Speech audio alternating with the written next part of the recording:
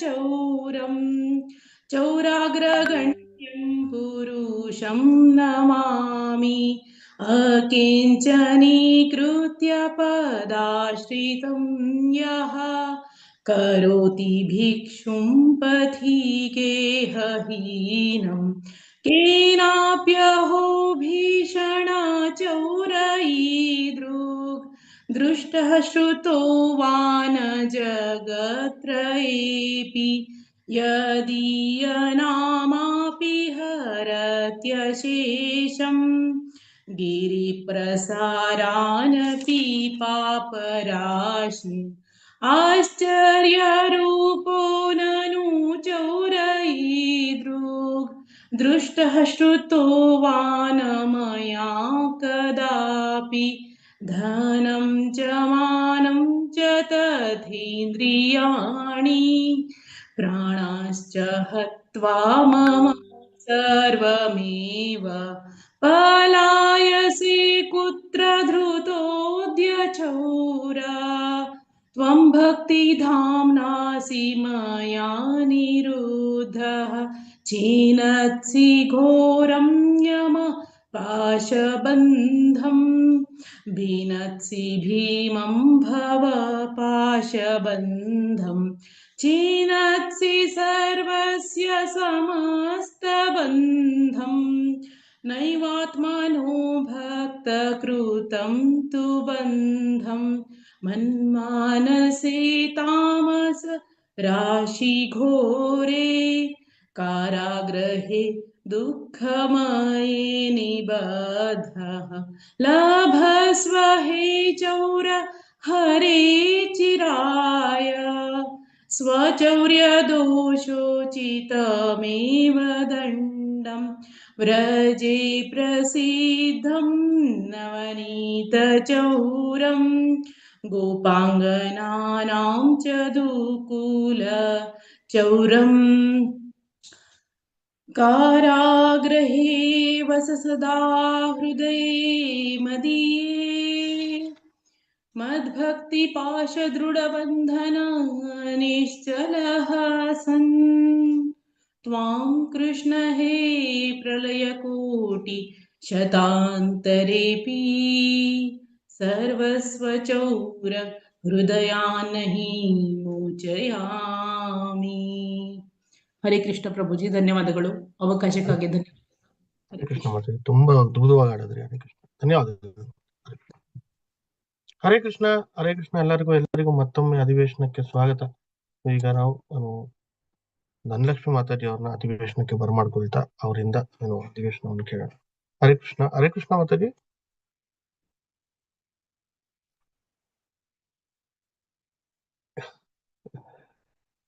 ಹರೇ ಕೃಷ್ಣ ಪ್ರಭು. ಹರೇ ಕೃಷ್ಣ ಎಲ್ಲರಿಗೂ ಕೂಡ. ಸೊ ಶನಿವಾರದ ಒಂದು ವಿಶೇಷ ಅಧಿವೇಶನಕ್ಕೆ ಮತ್ತೊಮ್ಮೆ ಎಲ್ಲರಿಗೂ ಕೂಡ ಸ್ವಾಗತ, ಸುಸ್ವಾಗತ.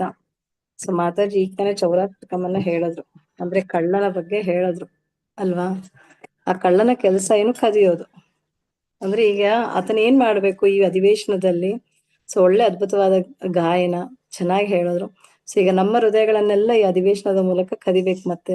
ಸೊ ಅದಕ್ಕೋಸ್ಕರ ಎಲ್ಲರೂ ಕೂಡ ಒಮ್ಮೆ ಪ್ರಾರ್ಥನೆ ಮಾಡೋಣ. ಸೊ ಹಾಗೆ ಮಂಗಳಾಚರಣವನ್ನ ಹೇಳ್ತಾ ಆ ಗುರು ಕೃಷ್ಣನ ಒಂದು ಆಶೀರ್ವಾದವನ್ನ ಬೇಡ್ಕೊಳ್ತಾ, ಸಾಧ್ಯವಾದಷ್ಟು ನನಗೂ ಕೂಡ ರೈಟ್ ಟೈಮ್ ರೈಟ್ ನಾಲೆಜ್ ಅನ್ನ ಕೊಡ್ಲಿ, ನಿಮ್ಗೆಲ್ಲರಿಗೂ ಕೂಡ ಅರ್ಥ ಮಾಡಿಸುವ ಒಂದು ಶಕ್ತಿಯನ್ನ ಕೊಡ್ಲಿ. ಹಾಗೆ ನಿಮ್ಗೂ ಕೂಡ ಎಲ್ಲರಿಗೂ ಅರ್ಥವಾಗ್ಬೇಕು. ಇದು ರೆಸಿಪ್ರೊಕೇಶನ್. ನಾನ್ ಹೇಳೋದು ಇಂಪಾರ್ಟೆಂಟ್ ಅಲ್ಲ, ನೀವು ಕೇಳೋದು ಇಂಪಾರ್ಟೆಂಟ್ ಅಲ್ಲ. ನನಗೆ ಅವನು ಹೇಳಿಸ್ಬೇಕು, ನಿಮ್ಗೆ ಅವನು ಕೇಳಿಸ್ಬೇಕು, ಅಷ್ಟೇ ಅಲ್ವಾ. ಇದೇ ಮುಖ್ಯವಾಗಿರ್ತಕ್ಕಂಥ ಒಂದು ಆಂತರ್ಯ. ಸೊ ಹಾಗಾಗಿ ಗುರುಕೃಷ್ಣರ ಆಶೀರ್ವಾದವನ್ನ ಪಡ್ಕೊಳ್ತಾ ನಾವು ಇವತ್ತಿನ ಅಧಿವೇಶನವನ್ನ ಪ್ರಾರಂಭ ಮಾಡೋಣ. ಓಂ ಅಜ್ಞಾನತಿಮಿರಾಂಧಸ್ಯ ಜ್ಞಾನಾಂಜನಶಲಾಕಯ ಚಕ್ಷುರೋನ್ಮಿಲಿತಂ ಯೇನ ತಸ್ಮೈ ಶ್ರೀ ಗುರುವೇ ನಮಃ. ಶ್ರೀ ಚೈತನ್ಯಮನೋಭೀಷ್ಟಂ ಸ್ಥಾಪಿತಂ ಯೇನ ಭೂತಲೇ ಸ್ವಯಂ ರೂಪಾ ಕದಾ ಮಹ್ಯಂ ದದಾತಿ ಸ್ವಪದಾಂತಿಕಂ. ವಂದೇಹಂ ಶ್ರೀಗುರೋ ಶ್ರೀಯುತಾಪದಕಮಲಂ ಶ್ರೀಗುರುನ್ ವೈಷ್ಣವಾಂಶ್ಚ ಶ್ರೀರೂಪಂ ಸಾಗ್ರಜಾತಂ ಸಹಗಣ ರಘುನಾಥಾನ್ವಿತಂ ಸಜೀವಂ ಸಾದ್ವೈತಂ ಸಾವಧೂತಂ ಪರಿಜನಸಹಿತಂ ಕೃಷ್ಣ ಚೈತನ್ಯದೇವಂ ಶ್ರೀ ರಾಧಾ ಕೃಷ್ಣ ಪಾದಾನ್ ಸಹಗಣ ಲಲಿತ ಶ್ರೀ ವಿಶಾಖಾನ್ವಿತಾಂಶ್ಚ ಹೇ ಕೃಷ್ಣ ಕರುಣಾ ಸಿಂಧೋ ದೀನಬಂಧೋ ಜಗತ್ಪತೆ ಗೋಪೇಶ ಗೋಪಿಕಾ ಕಾಂತ ರಾಧಾ ಕಾಂತ ನಮೋಸ್ತುತೆ ತಪ್ತ ಕಾಂಚನ ಗೌರಂಗಿ ರಾಧೆ ವೃಂದಾವನೇಶ್ವರಿ ವೃಷಭಾನುಸುತೆ ದೇವಿ ಪ್ರಣಮಾಮಿ ಹರಿಪ್ರಿಯೆ ವಾಂಛಾ ಕಲ್ಪತರುಭ್ಯಶ್ಚ ಕೃಪಾ ಸಿಂಧುಭ್ಯ ಏವ ಚ ಪತಿತನಾಂ ಪಾವನೇಭ್ಯೋ ವೈಷ್ಣವೇಭ್ಯೋ ನಮೋ ನಮಃ ನಮೋ ವಿಷ್ಣುಪಾದಾಯ ಕೃಷ್ಣ ಪ್ರೇಷ್ಠಾಯ ಭೂತಲೆ ಶ್ರೀಮತೆ ಭಕ್ತಿವೇದಾಂತ ಸ್ವಾಮಿನೀತಿ ನಾಮಿನೆ ನಮಸ್ತೆ ಸಾರಸ್ವತಿ ದೇವೆ ಗೌರವಾಣಿ ಪ್ರಚಾರಿಣಿ ನಿರ್ವಿಶೇಷ ಶೂನ್ಯವಾದಿ ಪಾಶ್ಚಾತ್ಯ ದೇಶಧಾರಿಣಿ ಜೈ ಶ್ರೀ ಕೃಷ್ಣ ಚೈತನ್ಯ ಪ್ರಭೋ ನಿತ್ಯಾನಂದ ಶ್ರೀ ಅದ್ವೈತ ಗದಾಧಾರ ಶ್ರೀವಾಸಾದಿ ಗೌರಭಕ್ತವೃಂದ ಹರೇ ಕೃಷ್ಣ ಕೃಷ್ಣ ಕೃಷ್ಣ ಹರೇ ಹರೇ ಹರೇ ರಾಮ ರಾಮ ರಾಮ ಹರೇ ಹರೇ ವಿಘ್ನ ವಿನಾಶಕ ನರಸಂಗ ಭಗವಾನ್ ಕಿ ಜೈ ಶ್ರೀ ಶ್ರೀ ಜಗನ್ನಾಥ ಸುಭದ್ರ ಬಲದೇವ ಕಿ ಜೈ ಶ್ರೀ ಚೈತನ್ಯ ಮಹಾಪ್ರಭು ಕಿ ಜೈ ನಿತ್ಯಾನಂದ ಮಹಾಪ್ರಭು ಕಿ ಜೈ ನಮ್ಮ ಇಸ್ಕಾನ್ ಸಂಸ್ಥೆಯ ಸಂಸ್ಥಾಪನಾಚಾರ್ಯರು ಜಗದ್ಗುರುಗಳಾಗಿರ್ತಕ್ಕಂಥ ಶ್ರೀಲ ಪ್ರಭುಪಾದ್ ಕಿ ಜೈ ಹಾಗೆ ನನ್ನ ಎಲ್ಲಾ ಶಿಕ್ಷಾ ಗುರುಗಳಿಗೆ ವಂದಿಸುತ್ತಾ ಹಾಗೆ ಮುಖ್ಯವಾಗಿ ಸುರನಾಥ್ ಪ್ರಭುಗಳಿಗೆ ನಮ್ಮ ಶಿಕ್ಷಾ ಗುರುಗಳಿಗೆ ಪ್ರಣಾಮಗಳನ್ನ ಸಲ್ಲಿಸ್ತಾ ಹಾಗೆ ಎಲ್ಲಾ ರೆಪ್ರೆಸೆಂಟೇಟಿವ್ಸ್ಗೂ ಕೂಡ ವಂದನೆಗಳನ್ನ ಸಲ್ಲಿಸ್ತಾ ಇಲ್ಲಿ ಸೇರಿರ್ತಕ್ಕಂಥ ಎಲ್ಲಾ ವೈಷ್ಣವರಿಗೂ ಕೂಡ ಪ್ರಣಾಮಗಳನ್ನ ಸಲ್ಲಿಸ್ತಾ ಇವತ್ತಿನ ಒಂದು ಅಧಿವೇಶನವನ್ನ ಪ್ರಾರಂಭ ಮಾಡೋಣ. ಸೊ ಮೊದಲನೇದಾಗಿ ಇವತ್ತಿನ ಅಧಿವೇಶನ ನಿಮ್ಗೆಲ್ಲರಿಗೂ ಗೊತ್ತಿರೋ ಹಾಗೆ ನಂದು PPT ಇರೋದಿಲ್ಲ. ನನಗೆ ಸಮಯ ಸಿಗೋದಿಲ್ಲ, ಹಾಗಾಗಿ ನನ್ನ PPT ಇರೋದಿಲ್ಲ. ಸೊ ಕ್ಷಮೆ ಇರ್ಲಿ. ಯಾಕೆ ಅಂತಂದ್ರೆ ಈಗಿನ ಕಾಲದಲ್ಲಿ PPT ಇತ್ತು ಅಂತಂದ್ರೆ ಸಾಧ್ಯವಾದಷ್ಟು ಸ್ವಲ್ಪ ನಮ್ಮ ಗಮನವನ್ನ ಸೆಳಿಬಹುದು. ಬಟ್ ಎಷ್ಟರ ಮಟ್ಟಿಗೆ ನಿಮ್ಮ ಮನಸ್ಸನ್ನ ಹೃದಯವನ್ನ ಕೃಷ್ಣನ ಈ ಪದಗಳು ಹೇಗೆ ಅಟ್ರಾಕ್ಟ್ ಮಾಡ್ತಿದ್ಯೋ ಗೊತ್ತಿಲ್ಲ. ಸೊ ಹಾಗಾಗಿ ನನ್ನ PPT ಇಲ್ಲ, ಅದಕ್ಕೊಂದು ಕ್ಷಮೆ ಇರ್ಲಿ. ಸೊ ಇವತ್ತಿನ ಒಂದು ಅಧಿವೇಶನದ ಟಾಪಿಕ್ ಬಂದು as usual last Lata Mataji ಮೊನ್ನೆ ಪ್ರಸಾದದ ಬಗ್ಗೆ ಹೇಳಿದ್ರು. ಸೊ ಇವತ್ತು ಕೂಡ ನಾನು ಅಂದ್ರೆ ಸ್ವಲ್ಪ ಅದೇ ರೀತಿಯಲ್ಲಿ ಈ ಒಂದು ಆಹಾರದ ಒಂದು ಪದ್ಧತಿ. ಸೊ ಭಗವದ್ಗೀತೆಯಲ್ಲಿ ಏನ್ ಹೇಳ್ತಿದ್ದಾರೆ, ಹೇಗೆ ಅಂದ್ರೆ ಒಂದು ಫುಡ್ ಅಂದ್ರೆ ಏನು, ಅಂದ್ರೆ ಅನ್ನ ಅಂದ್ರೆ ಏನು, ಅಂದ್ರೆ ಈ ಅನ್ನದ ಉದ್ದೇಶ ಏನು, ಹಾಗಾದ್ರೆ ನಾವ್ ಏನ್ ತಿನ್ಬೇಕು ಮತ್ತೆ ಏನ್ ತಿನ್ಬಾರ್ದು, ಮತ್ತೆ ನಾವ್ ಹೇಗ್ ತಿನ್ಬೇಕು, ಇದರ ಒಂದು ಪ್ರೊಸೀಜರ್ಸ್ ಏನು, ಮತ್ತೆ ಯಾವಾಗ ತಿನ್ಬೇಕು, ಮತ್ತೆ ಯಾವಾಗ ತಿನ್ಬಾರ್ದು ನಾವು, ಮತ್ತೆ ಎಷ್ಟು ತಿನ್ಬೇಕು, ಇದು ಇಂಪಾರ್ಟೆಂಟ್ ಅಲ್ವಾ. ಇದೊಂಥರ ಸೈನ್ಸ್ ಕ್ಲಾಸ್ ಇದ್ದಂಗೆ ಇವತ್ತು. ಅಂದ್ರೆ ನಾನು ನೆನ್ನೆ ಅನ್ಕೊಂಡೆ ಇದು ಕೃಷ್ಣ ಕಾನ್ಶಿಯಸ್ನೆಸ್ ಅನ್ನೋದು ಸೈನ್ಸ್ ಕ್ಲಾಸ್ ಇದ್ದಂಗೆ ಆಗ್ಬಿಡುತ್ತೆ ಇವತ್ತು ಅಂತ ಹೇಳಿ. ಯಾಕೆಂತಂದ್ರೆ ನಾವು ಬೇಸಿಕ್ ಥಿಂಗು ಅಂದ್ರೆ ದಿನಕ್ಕೆ ನಾವು ಪ್ರತಿನಿತ್ಯ ಇವಾಗ ನೋಡಿ, ದಿನಕ್ಕೆ ಕೆಲವರು 2 ಬಾರಿ ತಿಂತಾರೆ, ಕೆಲವರು 3 ಬಾರಿ ತಿಂತಾರೆ, 4 ಬಾರಿ ತಿಂತಾರೆ, 5 ಬಾರಿ ತಿಂತಾರೆ.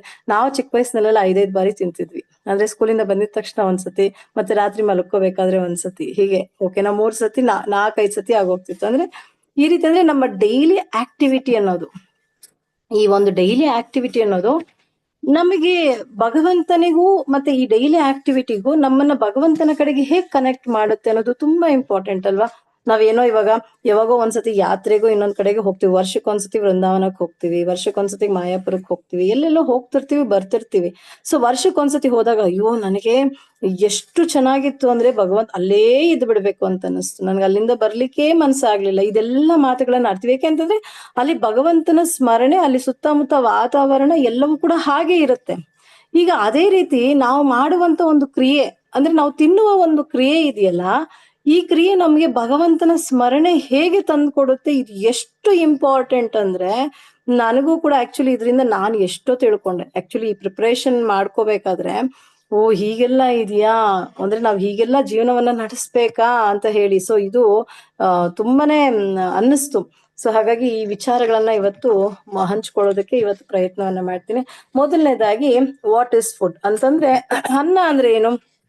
ಈಗ ವೇದಗಳಲ್ಲಿ ಉಪನಿಷತ್ತುಗಳಲ್ಲಿ ತಿನ್ನುವ ಪದಾರ್ಥಗಳಿಗೆ ಏನ್ ಹೇಳ್ತಾರೆ, ಅನ್ನ ಅಂತ ಹೇಳ್ತಾರೆ. ಅಂದ್ರೆ ತಿನ್ನುವಂತ ಪದಾರ್ಥಗಳಿಗೆ ಅನ್ನ ಅಂತ ಹೇಳ್ತೀವಿ. ಇಲ್ಲಿ ಏನು ಅಂತಂದ್ರೆ ಅನ್ನ ಅಂದ್ರೆ ಶಾಸ್ತ್ರದ ಪ್ರಕಾರ ಏನು ಅಂತಂದ್ರೆ ಇದು ಭಗವಂತನ ಹೆಸರಂತೆ ನೋಡಿ. ಅನ್ನ ಅಂದ್ರೇನೆ ಭಗವಂತನ ಹೆಸರು. ಅನ್ನ ನಾಮಕ ಭಗವಾನ್ ಅಂದ್ರೆ ಅನ್ನ ಅಂತಂದ್ರೆ ಭಗವಂತ ಸಾಕ್ಷಾತ್ ಆ ವಿಷ್ಣುವಿನ ಹೆಸರು ಅಂತ ಕರೀತಾರೆ. ಸೊ ಇದು ಭಗವದ್ಗೀತೆಯಲ್ಲಿ ಕೂಡ ಭಗವಂತ ಹೇಳ್ತಾನೆ, ಅನ್ನ ಅಂತಂದ್ರೆ ನನ್ನ ಹೆಸರು ಅಂತ ಎಲ್ಲಿ ಹೇಳ್ತಾನೆ ಅಂದ್ರೆ ಭಗವದ್ಗೀತೆಯಲ್ಲಿ 3ನೇ ಒಂದು ಅಧ್ಯಾಯದಲ್ಲಿ 14ನೇ ಒಂದು ಶ್ಲೋಕ ಇದೆ ನೋಡಿ. ಅನ್ನಾದ್ ಭವಂತಿ ಭೂತಾನಿ ಪರ್ಜನ್ಯ ಅನ್ನಾದ್ ಸಂಭವ ಅಂದ್ರೆ ಯಜ್ಞಾದ್ ಭವತಿ ಪರ್ಜನ್ಯೋ ಯಜ್ಞೋ ಕರ್ಮ ಸಮುದ್ಭವ ಅಂದ್ರೆ ಅನ್ನ ಅಂತಂದ್ರೆ ಭಗವಂತ. ಯಾಕೆಂತಂದ್ರೆ ಈಗ ನಾವೆಲ್ಲರೂ ಕೂಡ ಅನ್ನವನ್ನ ಸ್ವೀಕಾರ ಮಾಡಿದ್ರೆ, ಊಟವನ್ನ ಸ್ವೀಕಾರ ಮಾಡಿದ್ರೆ ಬದುಕ್ಲಿಕ್ಕಾಗತ್ತಾ? ಇಂಪಾಸಿಬಲ್ ಅಲ್ಲ. ಎಲ್ಲರೂ ಕೂಡ ಅನ್ನದ ಮೇಲೆ ಡಿಪೆಂಡ್ ಆಗ್ತೀವಿ. ಹಾಗೆ ಇಡೀ ಸೃಷ್ಟಿಯಲ್ಲಿ ಇರ್ತಕ್ಕಂಥ ಸಕಲ ಜೀವಭೂತಾನಿಗಳು ಕೂಡ ಊಟ ಇಲ್ಲದೆ ಬದುಕ್ಲಿಕ್ಕಾಗಲ್ಲ. ಅಂದ್ರೆ ಇವಾಗ ಅನ್ನ ಅಂದ್ರೆ ಯಾವುದು? ಊಟ. ಆ ಊಟಕ್ಕೆ ಅನ್ನ ಇವಾಗ ಅನ್ನದ ಹೆಸರು, ಅನ್ನವನ್ನ ಏನಂತ ಕರಿತೀವಿ? ಭಗವಂತ ಅಂತ ಕರಿತಿದೀವಿ ಅಲ್ವಾ? ಅನ್ನ ನಾಮಕ ಭಗವಾನ್. ಸೊ ಹಾಗಾಗಿ ನಾವು ಭಗವಂತನ ಮೇಲೆ ಹೇಗ್ ಡಿಪೆಂಡ್ ಆಗಿದ್ದೀವಿ? ಅನ್ನದ ಮೂಲಕ ಭಗವಂತನ ಮೇಲೆ ಸಂಪೂರ್ಣವಾಗಿ ಡಿಪೆಂಡ್ ಆಗಿದ್ದೀವಿ ಅನ್ನೋದನ್ನ ಇಲ್ಲಿ ಹೇಳ್ತಾ ಇದ್ದಾರೆ. ತುಂಬಾ ಇಂಪಾರ್ಟೆಂಟ್ ಆಗಿರ್ತಕ್ಕಂಥ ವಿಚಾರ ಇದು. ಹಾಗಾದ್ರೆ ಇದರ ಉದ್ದೇಶ ಏನು? ಇವಾಗ ಅನ್ನ ಏನೋ ತಿನ್ಬೇಕು, ಅನ್ನ ಅಂತಂದ್ರೆ ಭಗವಂತ ಅನ್ನೋದು ಗೊತ್ತಾಯ್ತು. ಈ ಭಗವಂತ ಅಂದ್ರೆ ಈ ಊಟದ ಉದ್ದೇಶ ಏನು ಅಲ್ವಾ? ಇವಾಗ ತುಂಬಾ ಜನರಿಗೆ ಈ ಊಟದ ಉದ್ದೇಶವೇ ಗೊತ್ತಿಲ್ಲ. ಏನು ಅಂದ್ರೆ ನಾಲಿಗೆಗೆ ರುಚಿಯಾಗಿದ್ರೆ ಸಾಕು ಅಲ್ವಾ? ಇದು ಟೇಸ್ಟ್ ಆಗಿದ್ಯಾ, ತಿನ್ನೋಣ, ಇಲ್ಲ ಅಂದ್ರೆ ಬೇಡ ಅಂತಂದ್ರೆ ಇದ್ರ ಅರ್ಥ ಏನ್ ಗೊತ್ತಾ? ಇದನ್ನ ಚೈಲ್ಡಿಸ್ಟ್ ಮೆಂಟಾಲಿಟಿ ಅಂತ ಕರೀತಾರೆ. ಚೈಲ್ಡಿಸ್ಟ್ ಮೆಂಟಾಲಿಟಿ ಅಂದ್ರೆ ಈಗ ಮಕ್ಕಳಿಗೆಲ್ಲ ಏನ್ ಗೊತ್ತಾ, ಇದು ತುಂಬಾ ಸ್ವೀಟ್ ಆಗಿದೆ ತಗೋ ತಿನ್ನು ಅಂತ ಹೇಳ್ತೀವಿ. ಇಲ್ಲ ಸಕ್ಕದಾಗಿದೆ, ಇದು ಹುಳಿಯಾಗಿದೆ, ಇಲ್ಲ ಖಾರವಾಗಿದೆ ತಿನ್ನು ಅಂತ ಅಂದ್ರೆ ರುಚಿಯನ್ನ ತೋರಿಸ್ತೀವಿ. ಅಂತಂದ್ರೆ ಅದರಲ್ಲಿ ಪ್ರೋಟೀನ್ಸ್ ಇದೆಯಾ, ವಿಟಮಿನ್ಸ್ ಇದೆಯಾ, ಯಾವ ನ್ಯೂಟ್ರಿಯೆಂಟ್ಸ್ ಇದೆಯಾ ಏನು ಮಕ್ಕಳಿಗೆ ಗೊತ್ತಾಗಲ್ಲ. ಕರೆಕ್ಟ್ ಅಲ್ವಾ? ಈಗ ಅದೇ ಸ್ವಲ್ಪ ದೊಡ್ಡವರಾದಾಗ ಏನಾಗತ್ತೆ, ದೊಡ್ಡವರಾದಾಗ ನಾವು ಜಾಸ್ತಿ ಏನಾದ್ರೂ ಜಂಕ್ ಫುಡ್ಸ್ ನ ತಿನ್ಬೇಕಾದ್ರೆ ಸ್ವಲ್ಪ ತಿನ್ಬಿಟ್ಟು ನೆಕ್ಸ್ಟ್ ತಗೊಳ್ಬೇಕು ಅಂದ್ರೆ ಏನ್ ಅನ್ಸುತ್ತೆ ಹೇಳಿ? ಇದೇನೋ ತುಂಬಾ ಜಾಸ್ತಿ ಅನಿಸ್ತಿದ್ಯಪ್ಪ, ಬೇಡ, ನಮ್ಮ ಆರೋಗ್ಯಕ್ಕೆ ಕೆಡುತ್ತೆ ಅಂದ್ರೆ ಇದು ಸ್ವಲ್ಪ ಮೆಚ್ಯೂರ್ಡ್ ಮೈಂಡ್ ಸೆಟ್. ಈಗ ನಮ್ಮ ಉದ್ದೇಶಗಳು ಹೆಂಗಾಗಿದೆ ಅಂತಂದ್ರೆ ತುಂಬಾ ಜನರಿಗೆ ಈ ಅನ್ನದ ಉದ್ದೇಶ ಗೊತ್ತಿಲ್ಲದೆ ಮಕ್ಕಳ ಒಂದು ಮೈಂಡ್ ಸೆಟ್ ಅಲ್ಲಿ ಇದೀವಿ. ಏನು ಅಂದ್ರೆ ನನ್ನ ನಾಲಿಗೆಗೆ ರುಚಿ ಇರಬೇಕು, ಅಂದ್ರೆ ನನ್ನ ಇಂದ್ರಿಯಗಳಿಗೆ ತೃಪ್ತಿ ಇರಬೇಕು ಅಂತ ಹೇಳಿ. ಈಗ ಅನ್ನ ಕಂಪಲ್ಸರಿ ಬೇಕು, ಆದ್ರೆ ರುಚಿ ಕಂಪಲ್ಸರಿ ಬೇಕಾ? ನೋಡಿ, ಎಸೆನ್ಷಿಯಲ್ ಬೇರೆ, ಅಡಿಷನಲ್ ಬೇರೆ. ಎಸೆನ್ಷಿಯಲ್ ಅಂದ್ರೆ ಏನು? ಅನ್ನ ಇಲ್ದೆ ಇರಕ್ಕಾಗಲ್ಲ, ಬಟ್ ರುಚಿ ಇಲ್ದೆ ತಿನ್ಬೋದಲ್ವಾ? ರುಚಿ ಇಲ್ದೆ ತಿಂದು ನಾವು ಜೀವನವನ್ನ ಮಾಡ್ಬೋದಲ್ವಾ? ಇದು ಆಕ್ಚುಯಲ್ ಫ್ಯಾಕ್ಟ್ ಅಲ್ವಾ? ಸೊ ಈಗ ರುಚಿ ಬೇರೆ, ಎಸೆನ್ಷಿಯಲ್ ಬೇರೆ. ಸೊ ಹಾಗಾಗಿ ನಾವು ಏನ್ ಮಾಡ್ತಿದೀವಿ ಅಂದ್ರೆ ಮುಂಚೆಯಿಂದನೂ ಕೂಡ ಏನ್ ಗೊತ್ತಾ, ಎಸೆನ್ಷಿಯಲ್ ಅನ್ನೋದು ಇಂಪಾರ್ಟೆಂಟ್. ಅಂದ್ರೆ ನಮ್ಗೆ ರಿಕ್ವೈರ್ಮೆಂಟ್, ಬೇಸಿಕ್ ಥಿಂಗ್ ಏನಿದೆ ಅದು ರಿಕ್ವೈರ್ಮೆಂಟ್. ರುಚಿ ಅನ್ನೋದು ಸೆಕೆಂಡ್ರಿ, ಅದು ಇರುತ್ತೋ ಬಿಡುತ್ತೋ ಅದೆಲ್ಲ ಸೆಕೆಂಡ್ರಿ. ಬಟ್ ಈಗ ಏನಾಗಿದೆ, ಈಗಿನ ಕಾಲದಲ್ಲಿ ಎಸೆನ್ಷಿಯಲ್ ಬಿಟ್ಬಿಡಿದ್ವಿ. ನನಗ್ ನಾಲ್ಗೆಗೆ ರುಚಿ ಇದ್ರೆ ನಾನ್ ತಿನ್ನೋದು, ಇಲ್ಲ ಅಂದ್ರೆ ನಾನ್ ಪರವಾಗಿಲ್ಲ, ಹೊಟ್ಟೆ ಹಸ್ಕೊಂಡಾದ್ರೂ ಇರ್ತೀನಿ, ಹಂಗೇನಾದ್ರೂ ಇರ್ತೀನಿ, ನಾನ್ ತಿನ್ನಲ್ಲ ಅಂತ ಹೇಳ್ತೀವಿ. ಸೊ ಈ ರೀತಿಯಾಗಿ ಅಂದ್ರೆ ಇಂದ್ರಿಯ ತೃಪ್ತಿ, ನಾಲಿಗೆ ತೃಪ್ತಿ ಕಡೆಗೆ ನಮ್ಮ ಇದು ಹಾಕ್ತಿದೆ. ಅಂದ್ರೆ ಹಾಗಾದ್ರೆ ನಿಜವಾದ ರಿಯಲ್ ಪರ್ಪಸ್ ಅಂದ್ರೆ ಭಗವದ್ಗೀತೆಯಲ್ಲಿ ಭಗವಂತ ಹೇಳ್ತಾನೆ, ರಿಯಲ್ ಪರ್ಪಸ್ ಆಫ್ ಫುಡ್ ಏನಪ್ಪಾ ಅದು ಅಂತಂದ್ರೆ, ನಮ್ಗೆ ನಿಜವಾಗ್ಲೂ ಈ ಊಟದ ಒಂದು ಪರ್ಪಸ್ ಏನು ಅಂದ್ರೆ 17ನೇ ಅಧ್ಯಾಯದಲ್ಲಿ 8ನೇ ಶ್ಲೋಕದಲ್ಲಿ ಹೇಳ್ತಾನೆ ಭಗವಂತ, ಆಯುಹು ಸತ್ವ ಬಲಾರೋಗ್ಯ ಸುಖ ಪ್ರೀತಿ ವಿವರ್ಧನಃ ರಸ್ಯಾ ಸ್ನಿಗ್ಧ ಸ್ಥಿರ ಹೃದಯ ಆಹಾರ ಸಾತ್ವಿಕ ಪ್ರಿಯ.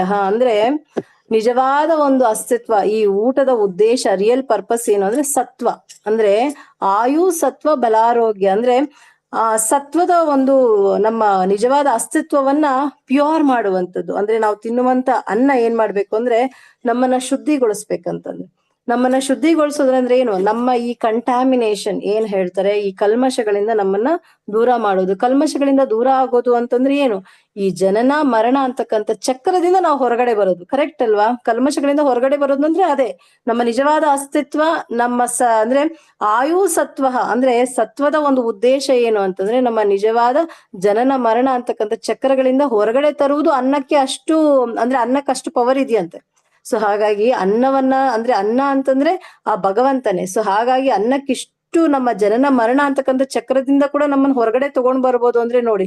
ಹಾಗೆ ಬಲಹ ಅಂದ್ರೆ ಎಲ್ಲರಿಗೂ ಗೊತ್ತಿರುವಂತದ್ದು, ಶಕ್ತಿ ಸಾಮರ್ಥ್ಯವನ್ನ ಕೊಡುವಂಥದ್ದು, ಮತ್ತೆ ಆರೋಗ್ಯವೂ ಕೂಡ ಬೇಕಾಗಿರುವಂಥದ್ದು, ಸುಖವಾಗಿ ಇರುವಂಥದ್ದು ಅಂದ್ರೆ ಕಂಫರ್ಟ್ಸ್ ಆಗಿ ಇರುವಂಥದ್ದು, ಮತ್ತೆ ಪ್ರೀತಿ ಇವೆಲ್ಲವೂ ಕೂಡ ಹೆಚ್ಚಿಸುವಂಥದ್ದೇ ರಿಯಲ್ ಪರ್ಪಸ್ ಆಫ್ ಫುಡ್ ಮುಖ್ಯವಾಗಿ ಅಲ್ವಾ? ಸೊ ಇದನ್ನ ನಾವು ತಿಳ್ಕೊಬೇಕು.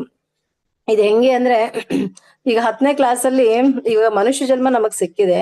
ಈ ಮನುಷ್ಯ ಜನ್ಮದಲ್ಲಿ ನಾವು ತಿನ್ನುವಂತ ಆಹಾರ ನಮ್ಗೆ ಈ ಸತ್ವ, ಆಯು, ಬಲ, ಆರೋಗ್ಯ ಅನ್ನೋದು ಕೊಡಬೇಕು. ಇದು ಕೊಡ್ಲಿಲ್ಲ ಅಂತಂದ್ರೆ ಮತ್ತೆ ಇನ್ನೊಂದು ಜನ್ಮದಲ್ಲಿ ಮತ್ತೆ ಹುಡ್ತೀವಿ. ಕರೆಕ್ಟ್ ಅಲ್ವಾ?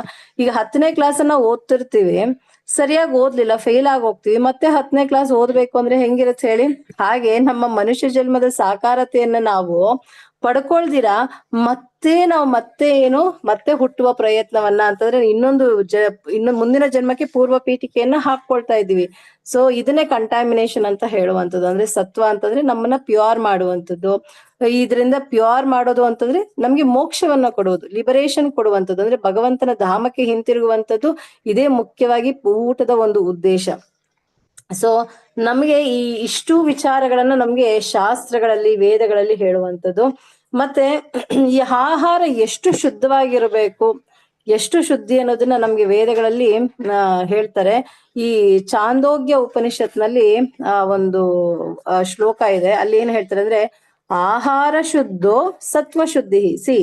ನಮ್ಮ ಶಾಸ್ತ್ರಗಳಲ್ಲಿ ಆಹಾರದ ಬಗ್ಗೆ ಹೇಳುವಂಥದ್ದು, ಕ್ಲೀನ್ಲಿನೆಸ್ ಬಗ್ಗೆ ಹೇಳುವಂಥದ್ದು ತುಂಬಾ ಇಂಪಾರ್ಟೆಂಟ್ ಹೇಳ್ತಿದ್ದಾರೆ.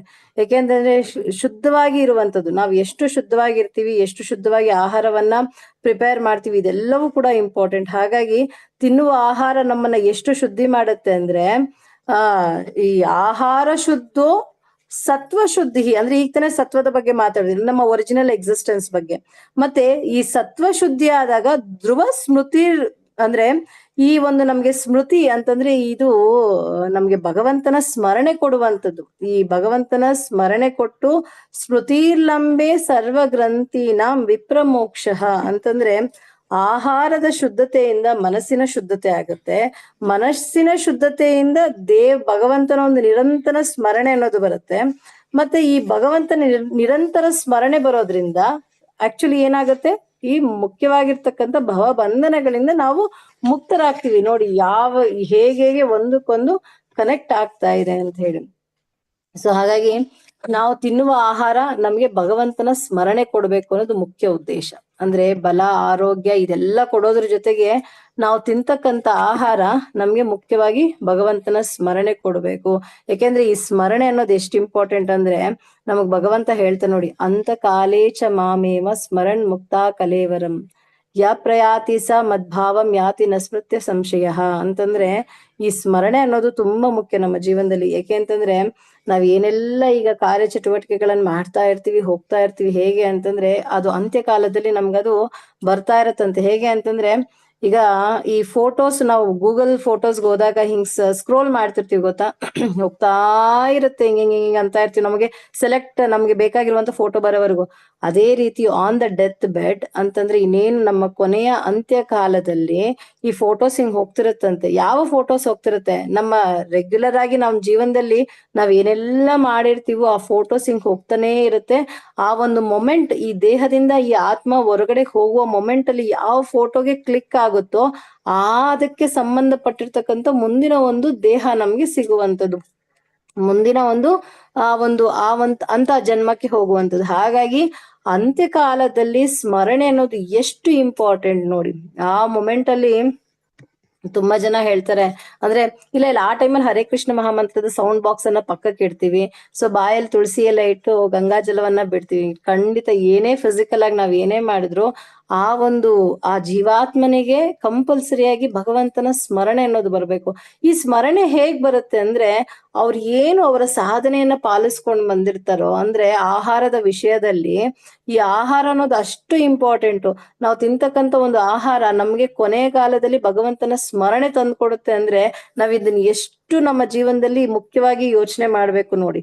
ಸೊ ಹಾಗಾಗಿ ಈ ಸ್ಮರಣೆಗೆ ಅಂದ್ರೆ ಈ ಆಹಾರ ತುಂಬಾ ಇಂಪಾರ್ಟೆಂಟ್. ಮತ್ತೆ ಭಾಗವತಮಲ್ಲೂ ಕೂಡ ಹೇಳ್ತಾರೆ. ಹೇಗೆ ಅಂದ್ರೆ ಶುಕದೇವ ಸ್ವಾಮಿಗಳು ಇವ್ರು ಹೇಳ್ತಾರೆ 2ನೇ ಒಂದು ಕ್ಯಾಂಟೋದಲ್ಲಿ, ಏತವಾನ್ ಸಾಂಖ್ಯ ಯೋಗಾಭ್ಯಾಂ ಸ್ವಧರ್ಮ ಪರಿನಿಷ್ಠಯ ಅಂದ್ರೆ ಏನು?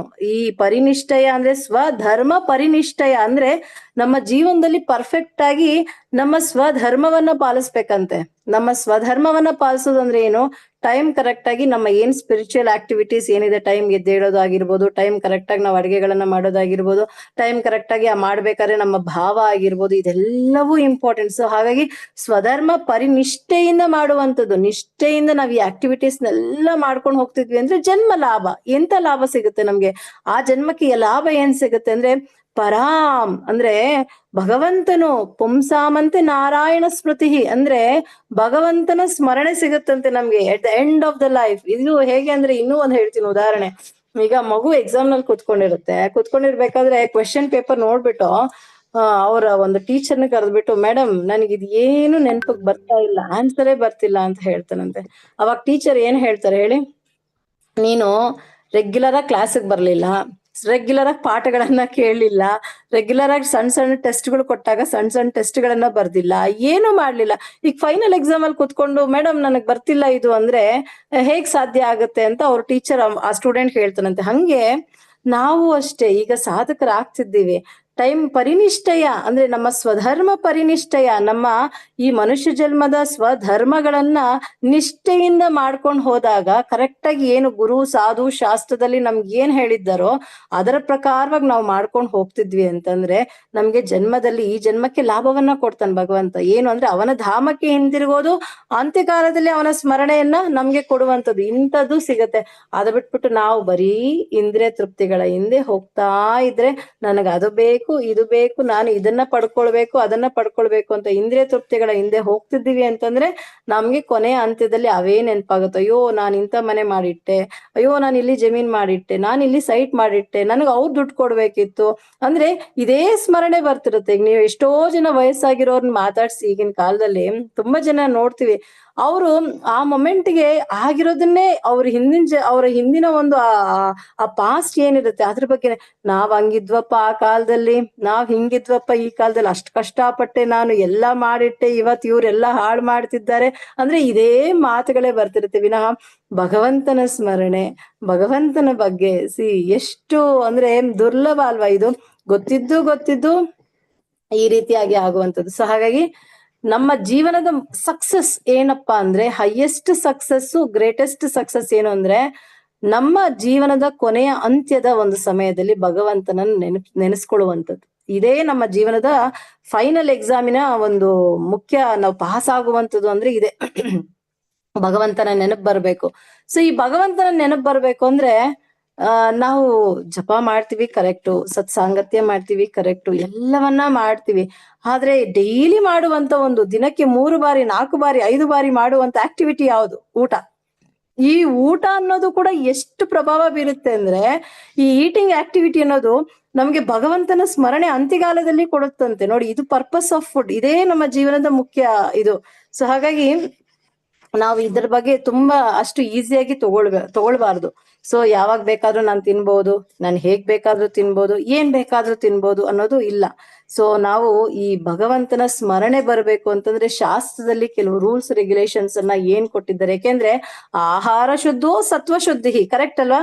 ಶುದ್ಧವಾದ ಆಹಾರ, ಪರ್ಫೆಕ್ಟ್ ಆಗಿರೋ ಆಹಾರ ಈ ದೇಹಕ್ಕೆ ಹೋಯ್ತು ಅಂದ್ರೆ ಸತ್ವ ಶುದ್ಧಿ ಆಗ್ಬಿಡುತ್ತೆ, ನಮ್ಮ ಎಕ್ಸಿಸ್ಟೆನ್ಸ್ ಶುದ್ಧವಾಗುತ್ತೆ.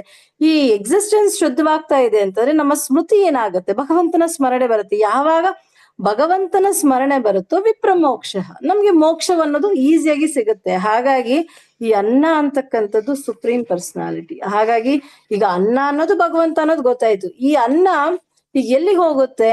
ನಮ್ಮ ಹೊಟ್ಟೆ ಒಳಗಡೆ ಹೋಗುತ್ತೆ, ಕರೆಕ್ಟ್ ಅಲ್ವಾ? ನಾವು ತಗೊಂಡಾಗ ಎಲ್ಲಿ ಹೋಗುತ್ತೆ? ಹೊಟ್ಟೆ ಒಳಗಡೆ. ಹಾಗಾದ್ರೆ ಅಲ್ಲಿ ಯಾರಿದ್ದಾರೆ ನೋಡಿ?